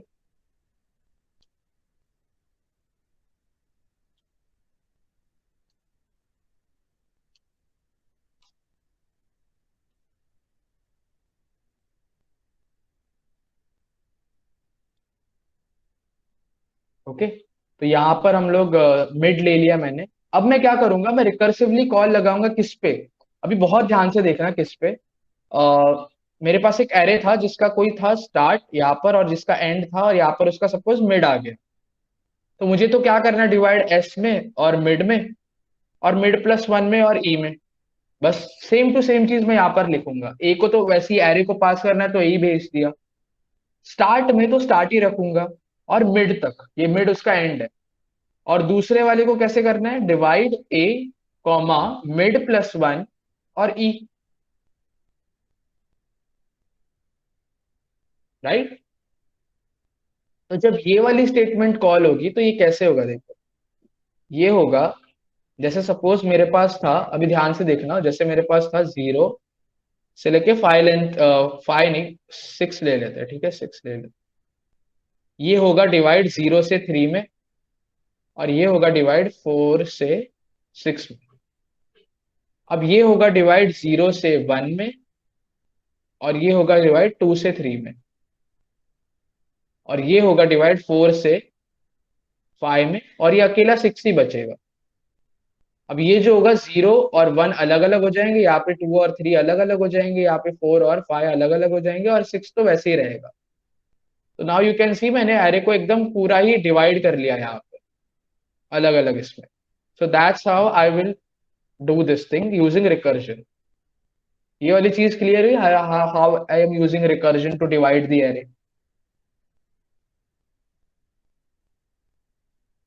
और should I elaborate it more, कि दिखाओ सबको, सबको क्लियर हुआ है, right. Everyone in the chat who is there in the meet. Ashish is also there. Ashish आपको समझ रहा है सब, कि मैं कुछ रिपीट करूं.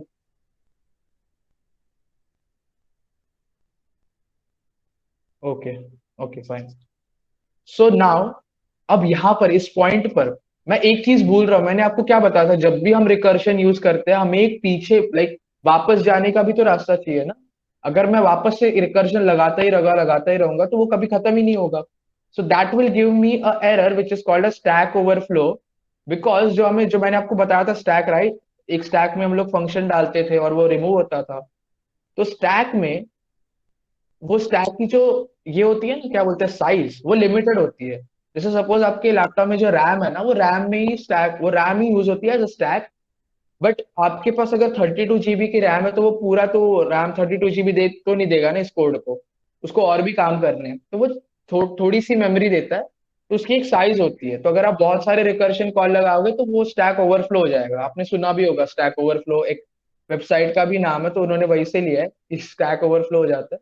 But that is because of recursion. Are calling so if you are calling a function so many times कि वो स्टैक इतना भर जा रहा है, so then that gives you an error called as stack overflow. So to not have that error, we have to give a base case. So what is the base case? अच्छा, अगर आप ध्यान से देखोगे ना, ये जो 0 0 है ना, 0 और 1 की एरे है, ये कैसे डिवाइड होगी बताओ। ये 0 0 में डिवाइड होगी, एक एरे यहाँ आ जाएगा। अब यहाँ 1 1 में डिवाइड होगी, या एक यहाँ जाएगा। ये 2 2 में होगी, यहाँ आएगा, और ये 3 3 में होगा, है ना। ये 4 4 5 5 और ये 6 6 में डिवाइड होगा, या ऊपर भी 6 6 ही था और ये 4 5 था, ये तो मैंने लिखा हुआ है, राइट। तो आप देख रहे हो जब स्टार्ट और एंड जब सेम हो जाता है ना, तब मुझे पता चल गया कि वो उसके आगे में डिवाइड नहीं कर सकता। और एक एलिमेंट को कितने कैसे डिवाइड कर सकते हो, वो तो एक ही एलिमेंट है, राइट।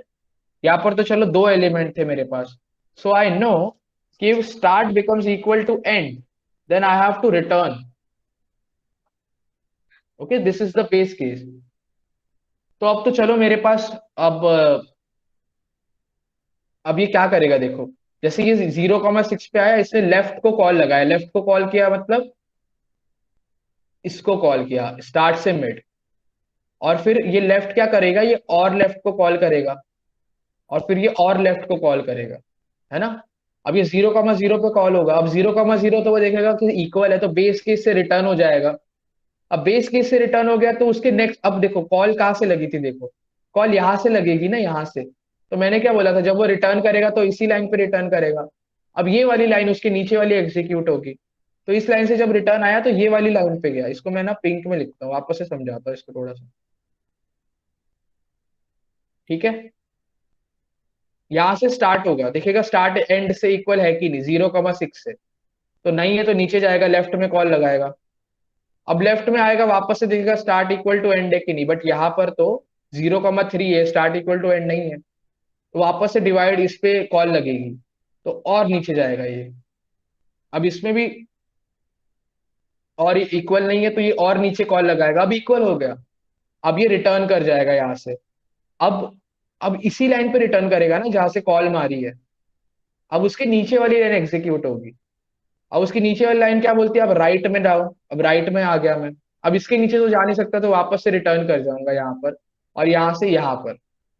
अब यहाँ से यहाँ पर ये राइट में कॉल लगाए कि लेफ्ट में तो मार के आया हूं मैं। अब यहाँ से आ गया, अब यहाँ से लेफ्ट में मारूंगा, अब लेफ्ट से वापस आके राइट में मारूंगा। ऐसे करके मेरी पूरी जो ट्री है, ट्री काइंड ऑफ स्ट्रक्चर है, वो बन जाएगा। Okay, so when I am dividing it, तो जो लास्ट टाइम जब रिटर्न होगा ना, वो इस स्टेट से पहली बार रिटर्न कब हुआ था, यहाँ से रिटर्न हुआ था, राइट। तो मेरे पास दोनों जो है, दोनों सॉर्टेड एरेज आ गई है। तो अब मुझे क्या करने की जरूरत है, मुझे बस उन्हें कॉन्कर करने की जरूरत है। तो मैं कॉन्कर के लिए फंक्शन लिख देता हूँ। ए पास कर दिया मैंने, स्टार्ट पास करना है मुझे, मिड पास करना है मुझे, और मुझे एंड पास करना है, ठीक है। तो अब मैं भेज दूंगा वहां पर, कॉन्कर करो आप किसको, ए को करो, और उसमें स्टार्ट भेज दो, और उसमें मिड भेज दो, और उसमें एंड भेज दो। ठीक है, मैंने सारा सब कुछ जो था मेरे पास मैंने पास कर दिया, ठीक है। तो अब मैं एक नई एरे बनाऊंगा, ये वही प्रॉब्लम है जो मैंने आपको सिखाया था 2 पॉइंटर से। अब मैंने एक नई एरे बनाऊंगा विच इज मर्ज्ड एरे। सो अब मर्ज्ड एरे की साइज क्या होगी मुझे बताओ। जैसे जैसे सपोज करो मेरे पास था 0 से टू एलिमेंट, और यहाँ पे मेरे पास था टू से नहीं, मिड प्लस वन से, suppose two was the mid end 3, 4 तक था, तो मेरे पास ये एलिमेंट्स होंगे 0, 1, 2, 3, 4, राइट। तो मैं ऐसे कर सकता हूँ, राइट, मैं 0 - 4 कर देता हूँ, है ना, ये स्टार्ट -0 कर देता हूँ ना, ये स्टार्ट -0, तो मुझे मेरे पास टोटल नंबर ऑफ एलिमेंट्स आ जाएंगे 4। बट क्या टोटल एलिमेंट 4 है? टोटल एलिमेंट तो 4 नहीं है, 5 है एलिमेंट, 1, 2, 3, 1, 2, 3, 4, 5। मुझे +1 भी करना पड़ेगा, तो इसका मतलब क्या है, एंड माइनस स्टार्ट +1। ये चीज समझी कि सबको, किसी को इसमें डाउट है कि ये कैसे आया, एंड माइनस स्टार्ट +1 कैसे आया? ये सबको समझा? Yes, okay. So let's make the array of that size start end minus start +1, ये मेरी merged array, ठीक है। So now I will do the same thing। मैंने एक पॉइंटर बना दिया, ठीक है, और मैंने दूसरा पॉइंटर भी, अब पहला पॉइंटर, अब देखो ध्यान से देखना, पहला जो एरे है ना, अभी देखो ये अगर अगर सपोज जीरो से, अगर सपोज मेरे पास 0 से 4 था ना, तो मैंने क्या बोला, 0 से 2 होगा यहाँ पर, और यहाँ पर क्या होगा, 3 से 4, राइट। तो पहले एरे का स्टार्ट क्या होगा, ये क्या है, ये स्टार्ट है ना, और ये क्या है, ये मिड प्लस वन है ना। बस, तो फिर जो पहले एरे का होगा वो तो स्टार्ट ही होगा, और जो दूसरा एरे होगा जे, उसका क्या होगा, मिड प्लस वन स्टार्ट होगा, और जो के लूंगा मैं, वो तो मर्ज का तो 0 ही होगा, राइट। तो बस अभी सेम चीज करनी है मुझे, वाइल आई। अच्छा मुझे बताओ कि मैं उसको कब तक ट्रैवर्स करूंगा, जब तक ये कैसे डिवाइड होता है, ये स्टार्ट और मिड होता है ना, और ये मिड प्लस वन से एंड होता है। तो मैं क्या चाहता हूँ कि स्टार्ट मिड तक ट्रैवल करे, और मिड प्लस वन एंड तक ट्रैवल करे। तो मैं क्या बोलूंगा, I should be less than mid, less than equal to mid, and j should be end like less than equal to end, right. और अब मैं क्या करूंगा, वही सिंपल जो हमने पहले किया था, मैं क्या करूंगा यहाँ पर, मर्ज ऑफ के, लाइक मर्ज ऑफ के नहीं, पहले तो मैं कंपेयर करूंगा कि लाइक जो ए ऑफ आई है, अगर वो छोटा है ए ऑफ जे से, तो मर्ज मर्ज जो है, merged of k should be equal to a of I, and then k plus plus I plus plus, else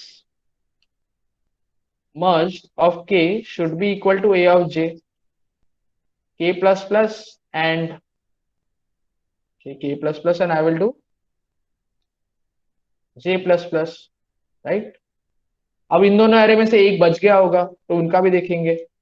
I is less than mid, then merge of k is equal to a of I, k plus plus और I plus plus, while j is less than equal to end, then merged of k is equal to a of j, k plus plus j plus plus, right. ये हो गया। But अच्छा, अब तो sort हो गया होगा ना, तो क्या ये सही है यहाँ तक, ये सही है बताओ। अब मैं अपने ऑडियंस से पूछना चाहता हूँ कि क्या इतना सही है आपको, मैंने देखो मैंने डिवाइड भी कर लिया, अब आके मैं सॉर्ट भी कर दिया मैंने, क्या हो गया मेरा काम, यहाँ तक ही था, हो गया, ये सही है अभी तक? आप लोग रिप्लाई करें, क्या ये सही है, आपको सही लग रहा है कि कुछ गलती है इसमें, कुछ और चीज आएगी, या फिर सही है टोटली, वो बताओ। Yes, okay. Niket is saying this is correct, okay. Anyone else, जो भी लोग है मीट में, सब बताओ। Like not the code Yantra members, आप मत बताना। बाकी जो स्टूडेंट्स है वो बताओ, क्या ये सही है, इतना ही करना है मुझे कि और कुछ करना पड़ेगा? Think, if you are thinking then type thinking, ताकि मैं वेट करूं आपके लिए। If you want some time to think, you can tell me to wait.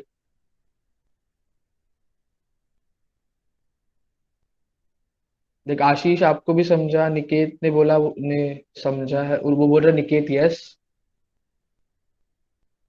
और भी मीट में लोग हैं तो वो भी बताइए कि आपको सही लग रहा है, ये इतना ही होना चाहिए। सो ओके, तो चलो मैं बताता हूँ। So the answer is no, this is not enough. Because अगर आप ध्यान से देखोगे तो मैंने ना ये मर्ज एरे में डाले हैं सारे एलिमेंट। सारे एलिमेंट्स मैंने मर्ज एरे में डाले। बट मुझे क्या चाहिए था, मुझे तो ओरिजिनल एरे को सॉर्ट करना है ना, राइट? तो मुझे ये चीज ओरिजिनल एरे में भी डालनी पड़ेगी। Have you got it Niket? कि लाइक क्यों सही नहीं है, क्या इसमें और चीज आनी चाहिए थी? Okay, so now I will do int i is equal to 0। मुझे पता है कि जो साइज है एरे की वो क्या है, end minus start plus 1। I want to iterate the merged array, right? So I will do this, and then I will do J 0। अभी जे 0 किसके लिए है? ये तो मेरे इसके एरे के लिए है ना, जो ओरिजिनल एरे है। बट ओरिजिनल एरे यहां से नहीं स्टार्ट हो रही है। ओरिजिनल एरे तो स्टार्ट स्टार्ट से हो रही है, राइट? तो मैं क्या करूंगा, ए ऑफ आई नहीं, A of J should be equal to merged of I. समझा ये वाली चीज?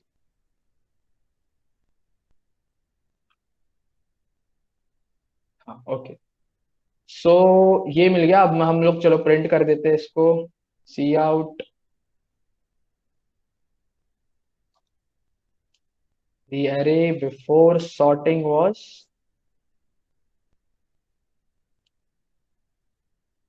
सो I will print this thing.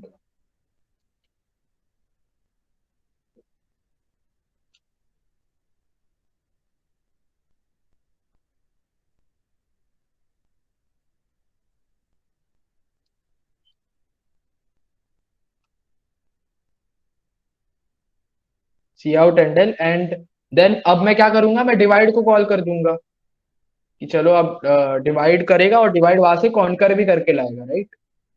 तो डिवाइड कॉन्कर करके लाएगा तो मुझे उसे क्या पास करना है? मुझे उसे ए तो देना है, ए दे दिया मैंने, अब स्टार्ट और एंड भी देना है। अब स्टार्ट जो होगा ना वो 0 से n-1। बहुत सारे जो लोग होते हैं वो एंड कर देते हैं, तो अब अगर आप एंड भी करोगे ना तो आपको बहुत सारे अंडर कंडीशन चेंज करनी पड़ेगी। तो इससे अच्छा आप एंड मत करो, आप जो एरे की रियल साइज है 0 से n-1 वो डाल दो, तो आपको ज्यादा चीजें की ध्यान नहीं रखना पड़ेगा।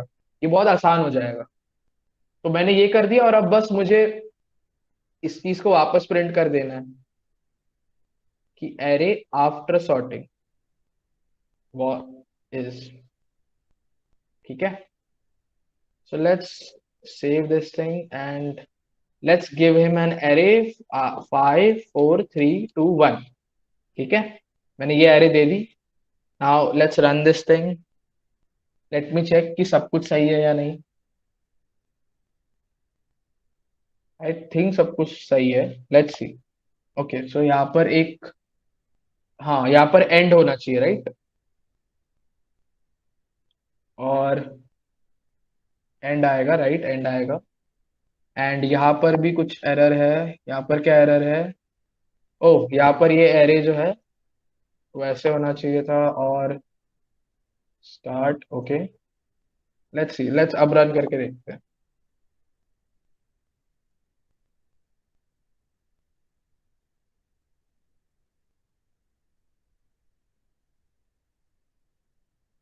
यहाँ पर कुछ गलती है, शायद से ये ऐसे होगा।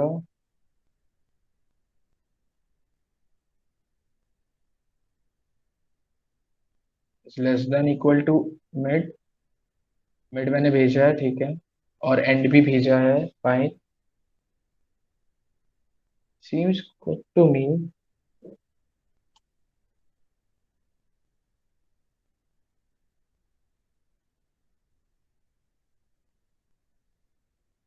Okay, let's see. Yeah, so we are getting the array है सॉर्ट। सो एक सेकेंड रुको, हमें एंडल कर देता हूँ ताकि न्यू लाइन पे प्रिंट हो जाए।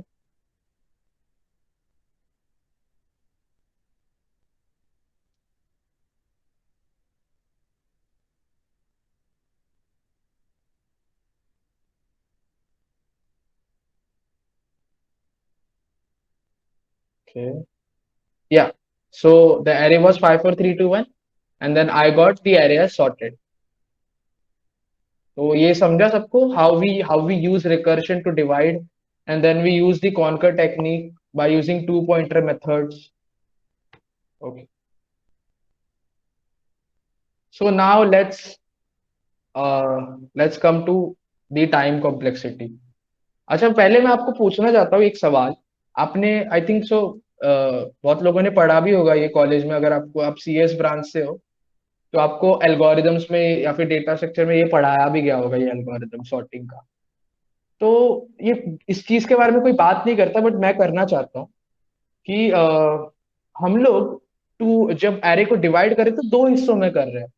Why not we are dividing the array in three parts? Can anyone answer this question? Anyone in the chat? Why are we dividing the array in two parts? Why not three parts?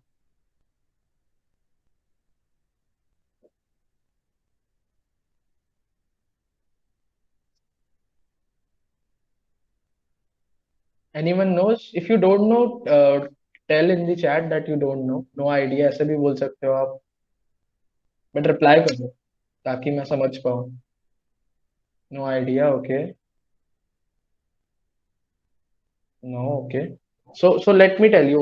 सो मैं आपको सीधा सीधा नहीं बताऊंगा. हम लोग पहले derivation करेंगे. इसके लिए डेरिवेशन की जरूरत है. लाइक आप जब डेरिवेशन करोगे तो आपको ज्यादा अच्छे से समझ आएगा.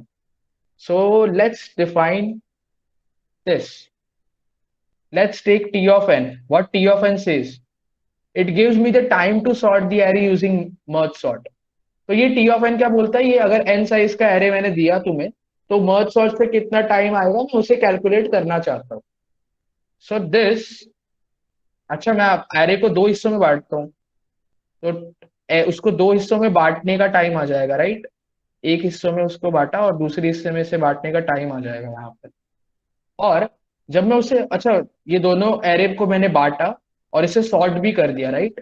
अब जब मैंने इसे सॉर्ट कर दिया तो इसे मर्ज करने का टाइम आएगा. अगर एरे एन साइज का है तो मर्जिंग में कितना टाइम लगता है? अच्छा यहाँ पर जब हम लोग टू पॉइंटर मेथड से कर रहे थे हम लोग एक एक एलिमेंट पे जा रहे थे, राइट? तो एक एरे में अगर एन एलिमेंट्स थे, एक में एम एलिमेंट्स थे, तो टू पॉइंटर मेथड से मुझे O of N plus M time लग रहा था. एन एलिमेंट्स पे यहाँ जाया और एम एलिमेंट्स पे यहाँ गया. तो यहां पर अगर n एलिमेंट्स है तो मुझे ओ ऑफ एन टाइम लगेगा उन्हें मर्ज करने के लिए. यहां पर तो n/2 में डिवाइड किया, यहां पर n/2 में डिवाइड किया और इन्हें सॉर्ट किया. ये तो इनका टाइम है और ये मर्ज का टाइम है. ठीक है.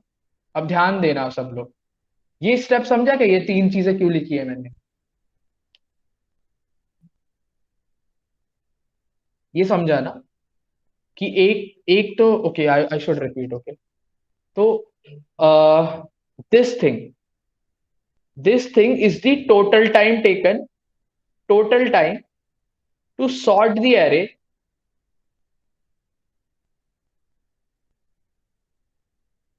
using merge sort. Okay. Merge sort से पूरा टाइम कितना लग रहा है वो T of N like represent करता है. ठीक है. तो अब वो कैसे कैसे उसको मैं बांटू. अब मैं जब मुझे किसी भी चीज की टाइम कॉम्प्लेक्सिटी कैलकुलेट करनी होती है तो मैं देखता हूँ कि कैसे उसमें टाइम लग रहा है. तो इसमें मेन चीज क्या हो रही है? एक तो हम एरे को डिवाइड कर रहे हैं, वहां का टाइम लगेगा. और दूसरा टाइम किसको लगेगा? हम उसे मर्ज भी तो कर रहे हैं ना. तो मर्ज करने का और डिवाइड करने का मैंने टाइम लिखा है. तो अगर ये एन का एरे तो आप उसको दो हिस्सों में बांटते हो ना, n/2 में बांटते हो. अगर ये एन साइज का था तो अब उससे n/2 में बांटा ना आपने और इसको भी n/2 में बांटा. जैसे मैं यहाँ पर भी दिखा देता हूँ आपको. जैसे ये पूरा 8 साइज का था, 5 4, तो आपने इसको चार हिस्सा और चार हिस्सों में बांटा. तो अगर n था तो n/2 और n/2 में आपने उसे डिवाइड किया, राइट? तो इसका मैंने लिख दिया time to divide it in n/2 and time to divide it in n/2 और उसको सॉल्व भी कर दिया. तो ये उसका टाइम है. समझा आपको? ये डिवाइड करने का टाइम. और ये ओ ऑफ एन क्यों लिखा है मैंने? जब हम लोग टू पॉइंटर मेथड करते थे तो हम क्या दो पॉइंटर रख देते थे आई और जे. अब आई और जे हर एक एलिमेंट पे आएगा ना और कंपैरिजंस करेगा. तो हर एक एलिमेंट पे आ रहा है तो एक एरे में एन एलिमेंट्स थे और दूसरे एरे में एम एलिमेंट्स थे तो कितने बार वो करेगा? n प्लस एम बार करेगा ना. मर्ज में। तो वैसे ही अगर तब तो n प्लस m इसीलिए था क्योंकि दो एरे थे, हाँ, और दोनों एरे में n था और एक में m था, है ना। बट इस एरे में तो n है, तो इसको मर्ज करने में n/2, एक में n/2 होगा और एक में n/2 होगा, तो इसको आप मर्ज करोगे तो ये आएगा ना टाइम। तो इसीलिए O ऑफ n, ये मर्जिंग में लगा। समझे आप, ये वाला चीज समझा अभी, मर्ज और डिवाइड। ठीक है। तो अब मैं क्या करता हूं, अब मैं इसको सिंप्लीफाई करता हूं, 2t, ये t n/2 2t n/2 हो जाएगा, प्लस O ऑफ n हो जाएगा, राइट। तो ये जो है जो बेसिक टाइम कॉम्प्लेक्सिटी आती है। तो let's now more deep dive into the the algorithm. Okay. So यहाँ पर मैंने जो लिखा है उसको देखते हैं। सो मैंने बोला कि n/2 both of them are sorted, मैंने इसको n/2 में डिवाइड किया और उनको सॉर्ट किया, तो इतना टाइम लगा मुझे। और time to merge them is O of n। So let's derive the time complexity. Okay. So I was having the array n, then I divided into n/2, and then I also divided into n/2. And then further on, I divided that n/2 into more two parts, which is n/4 and n/4. Right? तो suppose अगर यहाँ पर O of n time complexity लगी होगी ना, तो यहाँ पर मुझे 2 into n/2 टाइम कॉम्प्लेक्सिटी लगेगी, क्योंकि ये n ही बनता है ना। अगर आप इसको सॉल्व करोगे तो 2 into n/2 क्या होता है, 2 कैंसिल हो जाएगा, है ना। राइट। अब n/2 एक के लिए ना, n/2 एक, अगर इसमें n लग रहा है एक ही बार, तो इसमें n/2 लगेगा, बट दो n/2 इसीलिए 2 into n/2। इसमें चार है इसीलिए 4 into n/4। राइट। तो इसको मैंने 2 की पावर्स में लिखा है। तो लाइक ये 2 raised to 1 n/2, which is equivalent to 2 into n/2, and this will be equal to 4 into n/4। This all are giving me answer as n, right? ये समझा सबको?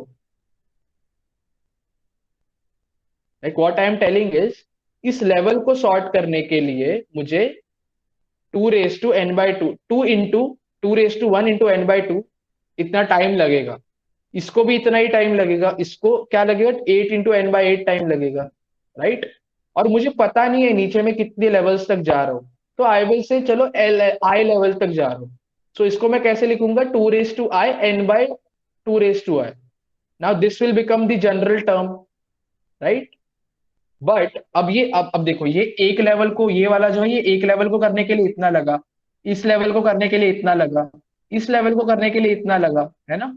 सो I can write them as generally, like in general term, as summation of I, like this is the general term, right, 2 raised to i n/2 raised to i। Then I can write them as summation of, यहाँ पर क्या था, ये जो n था इसको मैं ऐसे लिख सकता हूँ ना, 2 raised to 0 n divided by 2 raised to 0, which is actually 1 into n/1, right? So in this case, the I is 0. In this case, the I becomes 1. In this case, the I becomes 2. And this case, I becomes 3. And like this becomes I, right? So I'm writing this in general term. So यहाँ पर तो मुझे 0 से पता चलो 0 से चालू हो रहा है, and I have to add them to find the total time complexity. So now I know this is the 0th level, and I don't know till what level I am going, right? But I know the general term. To find the answer, I have to add all of this time complexity, right? Now I know that there, I am assuming that there are like I levels. So let's say like 2 raised to I, like this is 2 raised to I. You will agree that 2 raised to I, जितने भी मैं divide कर रहा हूँ, should be less than equal to n। यार array की size से तो 2 रेस टू आई कम ही होना चाहिए ना, तभी उसको दो दो पार्ट्स में डिवाइड कर पाऊंगा, राइट। अगर मैं इसमें एग्जांपल भी दे सकता हूँ आपको, जैसे कि 8 था, जैसे 8 है, ठीक है। You can divide 8 in 3 parts, like you can divide 8 in 3 levels. By 0 से 4, 5 से 8, then you can divide 0 से 2 and then 3 से 4, then you can divide 5 से I think something 7 6 maybe, and 7 से 8, and then you can divide 0 से 1, 0 से 1, and then you are dividing it at 2, right? And then 3 से 3, and then 4, and then 5, and then 6, and then 7, and then 8. Right? Wait. I think I have done something wrong. This is wrong because 0 से जो 8 होगा ना, वो 9 elements होंगे. If you are considering 0 से 8, then that also includes 0, right? Then that becomes 9 element, because 0 1 2 3 ऐसे करके अगर आप 8 से गिनोगे 0 से, तो 9 एलिमेंट्स होते हैं. So this is not right, because you should write for 8 elements, you should write 0 से 7. This becomes it. So now you will divide it 0 से something like 3, and then 4 से 7. Right? This is 4 element, this is 4 elements. And then you will divide it in 2, which is 0 से 1, and this is 2 से 3. And you will divide like 4 से something like 5, and then 6 से 7.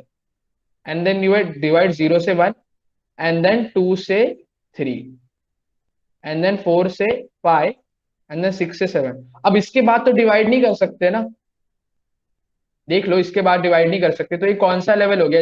ये 0 1 2 3, देख रहे हो आप? 3 लेवल से ज्यादा नहीं कर सकता. तो 2 रेस टू 3 जो था वो 8 से बड़ा नहीं था, तभी उसको कर सकता. अगर आप मुझे बोलोगे 2 रेस टू 4, इतना डिवाइड कर ही नहीं पाऊंगा मैं, इसका चौथा लेवल तो बना ही नहीं पाऊंगा मैं. तो ये तो पक्का हो गया नहीं, जो आयत लेवल है. तो मैं क्या बोल सकता हूँ? 2 raise to i should be less than n ना. ये समझा अभी मैंने ऐसा क्यों बोल रहा हूँ? 2 raise to i should be less than n. Okay. Okay. So now I can tell that आप लोगों ने ऐसा किया होगा ना, e⁻x is less than something n, then x becomes log n to the base e. ये 11th 12th में पढ़ा है हम सब ने. तो बस सिमिलर टर्म्स में लिखूंगा यहाँ पर, i will be less than equal to log of n to the base 2. समझा? ये वाला चीज समझा सबको? ओके. और किसी को भी डाउट है तो पूछ सकता है, वापस से मैं बता दूंगा. सो आई कैन, मैंने यहाँ पे आई को एक्स लिया है, तो इसीलिए यहाँ पे आप उसे आई समझिए, एक्स समझिए. आई विल, यहाँ पर मैंने आई को एक्स लिख दिया था, तो यू कैन से दैट. तो मैंने क्या किया अभी, वापस से लिख लेते हैं. 2 रेस टू आई. सो 2 raise to i, I said n by 2 raise to i, right? And I know this is summation from I is equal to 0 to log to the base 2n. Right? log to the base 2n अभी हमने derive किया, right? log to the base 2n. यहां तक मुझे summation चाहिए था. तो now I can do what is, अब n तो कांस्टेंट है ना, n i यहाँ पर वेरिएबल है मेरा, तो n को बाहर लिख सकता हूं मैं. And then 2 raise to i will get cancel, right? And this summation from i is equal to 0 से लेके log to the base n will goes to 1. यहाँ पे एक ही बचेगा यहाँ पर. सो नाउ अगर ये आपने इंडक्शन किया होगा, बाइनोमियल थियोरम जो हमें चैप्टर था, this thing gets add to 2 raise to log n to the base 2 plus 1. ठीक है? And this is the real time complexity of merge sort. So you are getting n log to the base 2n, log n to the base 2 plus 1. But this you can neglect this one, right? To get the simple time complexity. अब बातें like जब आप conversation करोगे तो कितना सुनने में बहुत बड़ा लगता है कि n log n to the base 2 plus 1. तो इससे अच्छा I can write this as n log n to the base 2. I can like, this is approximation. This is not, this is the real one, but I can write this as approximation, right? So I can say the time complexity is n log n. समझा सबको time complexity कैसे आया?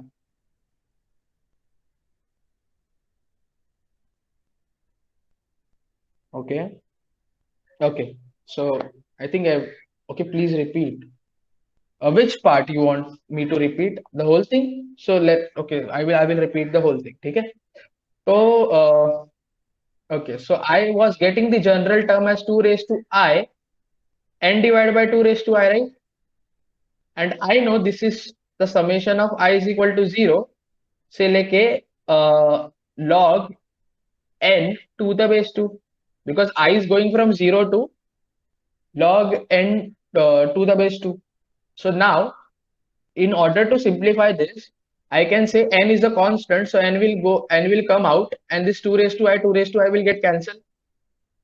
So n has come out, and I is equal to 0 से लेके log n to the base 2, and यहाँ पर तो कुछ बचा नहीं है, तो I can write it as 1, right?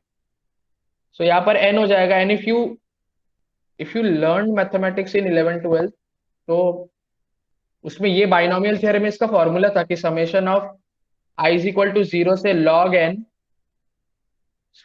to any base of 1 is actually log n plus 1 to the base 2. ये था उसका आंसर. तो बस फिर मैंने क्या कर दिया, इसके समेशन की जगह इसका फॉर्मूला लिख दिया, log n to the base 2 plus 1. Okay, so this comes as the time complexity, or this in like अगर शुरू से देखेंगे तो this comes as 2t of n, जो मैंने एकदम ऊपर डिक्लेयर किया था, याद है? This one. ठीक है, तो विच वन वाज इट? हाँ, यही वाला था, इसका ही टाइम कॉम्प्लेक्सिटी अभी हमने निकाला ये. ठीक है, सो नाउ अब ये जो वन है ना, इसको मैं लाइक ये वन नहीं भी रहता तो भी कुछ ना फर्क नहीं पड़ता था, लाइक क्योंकि वन तो बहुत छोटा टर्म है compare to log n to the base 2, तो इसीलिए मैं इसको एन लॉग एन भी बोल सकता हूँ, but in not in exact term, approximation. तो अगर आपको कोई पूछता है कि मर्ज सॉर्ट की टाइम कॉम्प्लेक्सिटी क्या है, that is this is the real time complexity, but in approximation you can say N log N. ठीक है, so I got the time complexity as N log N. So now let me ask you the question which I was asking before, कि इसमें अब तुम देख सकते हो कि 2 से हमने डिवाइड किया, सॉरी 2 से डिवाइड नहीं, 2 की 2 पार्ट्स में हमने डिवाइड किया एरे को, तो हमारा ये टाइम कॉम्प्लेक्सिटी आया, राइट? तो अब हम देखते हैं कि 3 की टाइम, अगर हम लोग 3 में डिवाइड करते हैं तो क्या टाइम कॉम्प्लेक्सिटी आती है. सो बहुत सिंपल है, यहाँ पर 2 में डिवाइड कर रहे हैं इसीलिए बेस में 2 आ रहा है. अगर आप 3 में डिवाइड करोगे तो लॉग, हाँ एग्जैक्टली, यहाँ पर लॉग टू द बेस 3 आ जाएगा. ठीक है, right. So this is A and this is B. ठीक है, तो अब मुझे आप बात बताइए कि इसमें से छोटा कौन है? B. B, right, exactly, you are right. B is the small. Why, अब मैं बाकी लोगों को भी समझा देता हूँ. हम लोग ना एन की वैल्यू फिक्स कर लेते हैं, n let's take n as 27. तो log 27 to the base 3 is something, I mean 3, I right, something 3 point, I don't know, something 3.0 ही होगा, I think so, क्योंकि 3 raised to 3 is 27.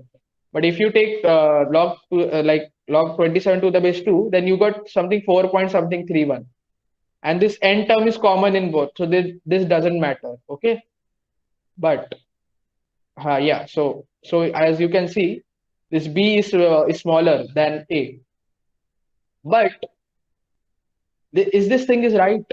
अगर अगर ये is this thing right, I mean, क्या ये सही है पूरा? इतना ही होना चाहिए था कि लाइक और कुछ नहीं होना है, यही होना चाहिए? आप ही सोचो कि अगर आपने लाइक कोडिंग में भी पढ़ा होगा, हम बाइनरी सर्च करते हैं, 2 में डिवाइड करते हैं बाइनरी सर्च में, कभी भी 3 में नहीं करते. टर्नरी सर्च होती है, बट मोस्टली बाइनरी सर्च करते हैं हम लोग.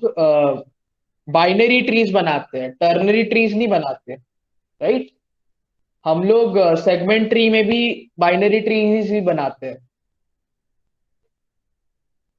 तो क्यों, बट यहाँ पर तो मुझे यहाँ पर 3 में डिवाइड कर रहा हूँ तो कम टाइम मिल रहा है, तो मैं 3 में क्यों नहीं कर रहा? इसका आंसर कोई दे सकता है?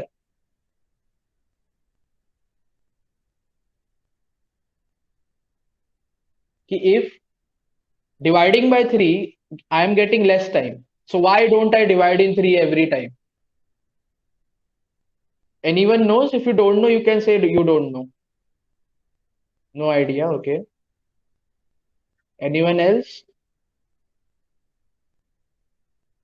Like this is very interesting right, कि आपको कम टाइम मिल रहा है बट आप फिर भी नहीं कर रहे हो, ये तो कुछ गड़बड़ है राइट। हम लोग ने तो डिराइव किया, फॉर्मूला भी सही है, बट एक चीज जो हमने मिस कर दी है वो है कंपैरिजन। अच्छा, अब मैं बताता हूँ आपको ना, अब मैं विजुअलाइज कराता हूँ थोड़ा सा। पहले वो तो हमने चलो फॉर्मूला मैथमेटिकली ला दिया, अब विजुअलाइज करते हैं ठीक है इसको थोड़ा। अच्छा, मैंने क्या बताया आपको, आई लेवल्स होंगे ना, आई लेवल्स, अब हर लेवल पे कंपैरिजन हो रहा है ना। तो देखो आप इसको ऐसे सोच सकते हो कि एक है लेवल, दो लेवल, तीन लेवल, चार लेवल, पांच लेवल, ध्यान से सुनना अभी। एक लेवल, दो लेवल, तीन लेवल, चार लेवल, पांच लेवल। अगर ऐसे लेवल्स देखूंगा मैं, तो कितने लेवल्स आएंगे? लॉग एन लेवल्स आएंगे। Log n to the base level, log n to the base two levels आएंगे, राइट? राइट और wrong? Log n to the base two levels आएंगे मेरे पास, है ना? यस और no? Yes. Yes, okay. So I am getting log n as the levels, और हर एक लेवल में, राइट, हर एक लेवल में वो ये मर्ज भी होगा, वो तो कॉन्कर भी हो रहा है हर एक लेवल पे, राइट? सो फॉर कॉन्कर, अच्छा मुझे एक बात बताओ, जब आप दो एरेस को सॉर्ट करते थे, राइट, तो इन दोनों में एक ही कंपैरिजन होता था ना, इनमें कंपेयर कर लिया जो मिनिमम है, तो एक ही कंपैरिजन हो रहा है, right? So that is and n times comparison होगी, टोटल एलिमेंट्स एन है। So that's why you are multiplying it with N.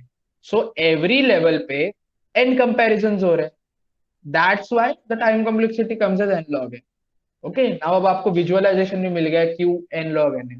But अगर आपके पास तीन एरे है, ठीक है, ध्यान से सुनना अभी, तीन एरे है, तो इन दोनों में से निकाल लिया मैंने, अब इसमें से भी तो मिनिमम निकालूंगा ना?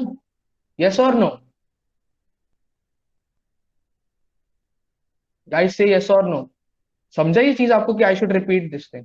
यस, बिकॉज फिर से रिपीट करता हूं कि तीन एरे है, तो तीन में से पहले दो में एक निकाल लिया मिनिमम, फिर इस मिनिमम को तो भी तो देखूंगा कि इसके पहले एलिमेंट से भी तो वो छोटा होना चाहिए ना। तो कितने कंपैरिजन हो रहे हैं? एक, एक तो इनका हो गया, और फिर इसका जो आंसर है इसके साथ ये हो गया, तो दो कंपैरिजन हो गए ना। एलिमेंट्स एन थे, हर एक के लिए दो कंपैरिजन, तो this will not be n, this will be two N.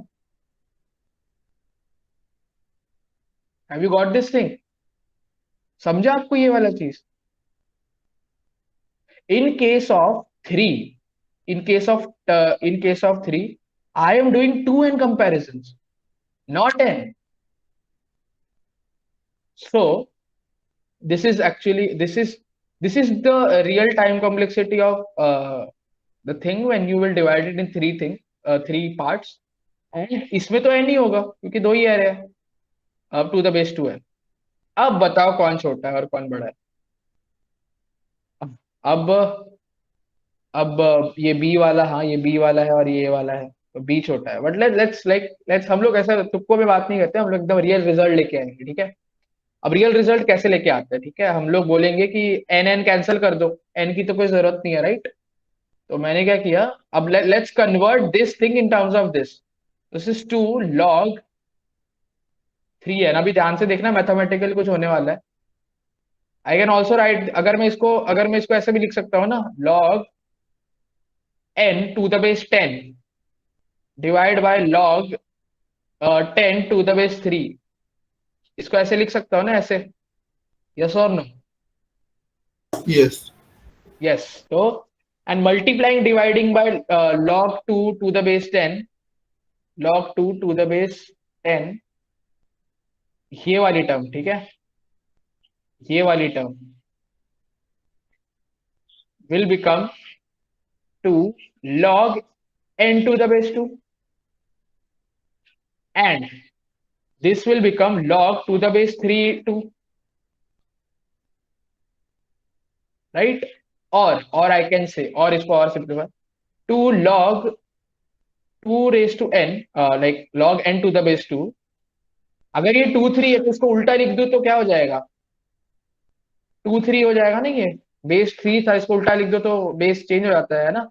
I can write it as this.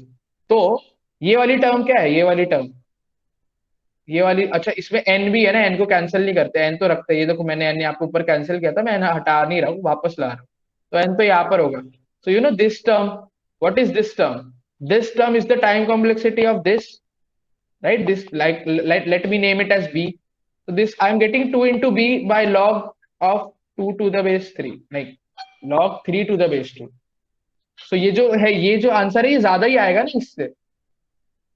Are you getting me? So that is why we divide in two parts instead of dividing in three parts. सबको समझा ये वाली चीज? और should I repeat this thing once again?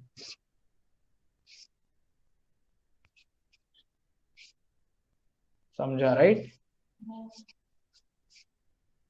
Okay, सबको समझा ये? Okay, fine. So let's go ahead. So why we divide the array in two parts, not three? I think recording से ही दिख जाएगा, but let me write it because the time complexity of dividing in parts is greater than dividing in two parts. And now you can also tell your teachers or the interviewer that you know why you divide it in two parts. कोई इसके बारे में बात नहीं करता है, but this is an interesting topic, or I think so it is important to know why we are doing this, right? So this is the question: is merge sort stable? Do you know what is a stable sorting algorithm? If I'm having like two like I'm having the same element, but I will represent this element as different element. Like 2 ही है, इनका value तो same है, but इनकी identity different है. ये 2 dash है, ये 2 double dash है, और ये 1 है. So when you will sort this, you can get the sorted array as 1, 2 dash and 2 double dash. And you can also get it as 2 double dash and 2. Both of them are correct when you talk about the sorting or rearrangement in terms of ascending order. But this is a stable sorting algorithm because जो same element है उनकी relative ordering वही है जो पहले आई थी. ये 2 पहले था ना इससे, तो ये पहले ही आया है, और ये 2 बाद में था तो बाद में आया है, बट इसमें ऐसा नहीं हो रहा है, इसमें चेंज हो जा रही है. So the algorithm which maintains this thing are called as stable algorithm, and the one which do not maintain this thing is called as not stable algorithm or non-stable algorithm. Okay. So I'm asking you, is stable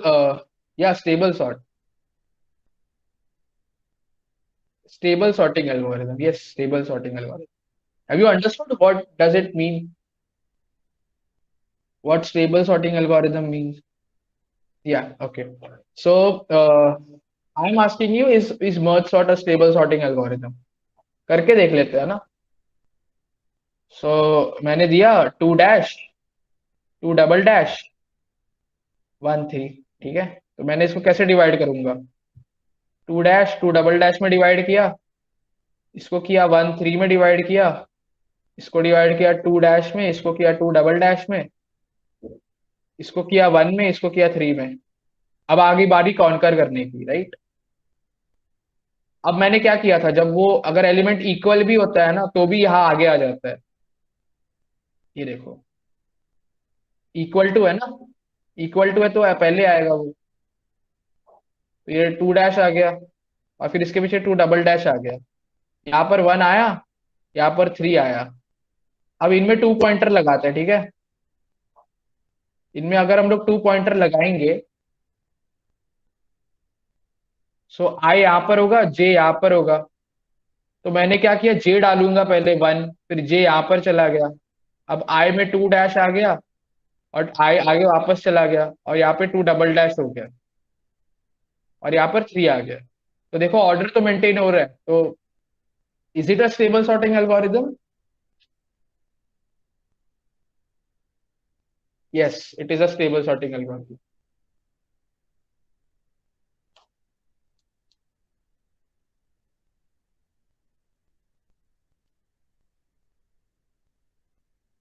Okay. So in place algorithm. So what is a in place algorithm? अगर कोई भी हम लोग algorithm में, अगर आप elements को sort कर रहे हो और कोई भी एक्स्ट्रा स्पेस नहीं ले रहे हो, कोई भी एक्स्ट्रा डेटा स्ट्रक्चर या मेमोरी यूज नहीं कर रहे हो, तो उसे इन प्लेस कहते हैं। क्या मर्ज सॉर्ट इन प्लेस है?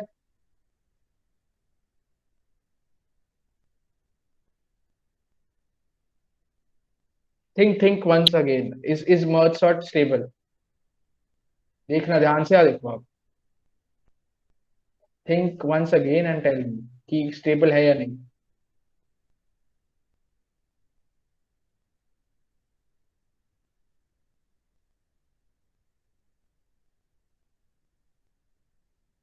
शुड आई टेल यू और you are thinking about it?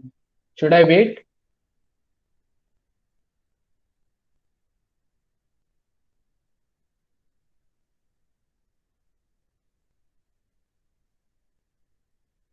Anyone else?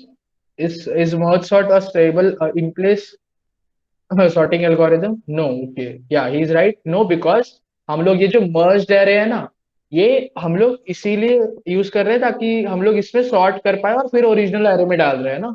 तो ये जो merged array है, इसकी हम लोग हेल्प ले रहे हैं ना, तो ये एक अलग से मेमोरी हम लोग ले रहे हैं जहां पर हम लोग सॉर्ट करेंगे और फिर ओरिजिनल में डालेंगे, राइट? तो यहाँ पर हम लोग हेल्प ले रहे हैं दूसरी मेमोरी लोकेशंस का और एक डेटा स्ट्रक्चर का। एक देना, एक इसमें कौन सा डेटा स्ट्रक्चर है? एरे है। तो एरे, एक नया एरे बना रहे हैं, एक नई मेमोरी लोकेशन यूज कर रहे हैं। तो कर रहे हैं इसका मतलब ये इन प्लेस नहीं है। बट अगर इसमें नहीं कर रहे होते तो ये इन प्लेस होता था, राइट? सो समझा आपको, Niket?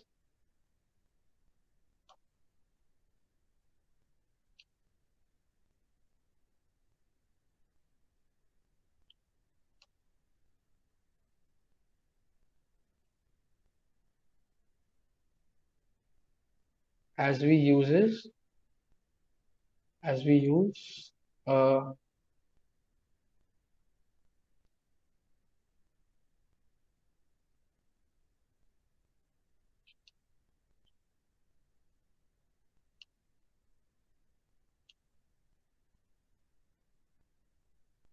so merge sort is not a in place algorithm as we uses uh, merged array to store the sorted array. So like, let's come to the advantage, which is it is used to sort the linked list, which is very easy. Linked list को sort करना मुश्किल होता है, but using merge sort we can sort the linked list very easily. So that was one of the advantage of it, and currently it doesn't have any disadvantage. I don't know about the disadvantage, but it has some. So I will cover it in the next lecture, but it has some. I will cover it in the next lecture. So I hope everyone sitting here enjoyed the lecture, and I hope they learned something new from the lecture. If you have any feedback, you can tell me now. But if you don't have, like, it's fine. So let's meet in the next lecture. To I think I don't know where it. I will announce it in the group. The next lecture is also important lecture. उसमें quick sort होगा और उसमें बहुत सारे interview questions आते हैं. So join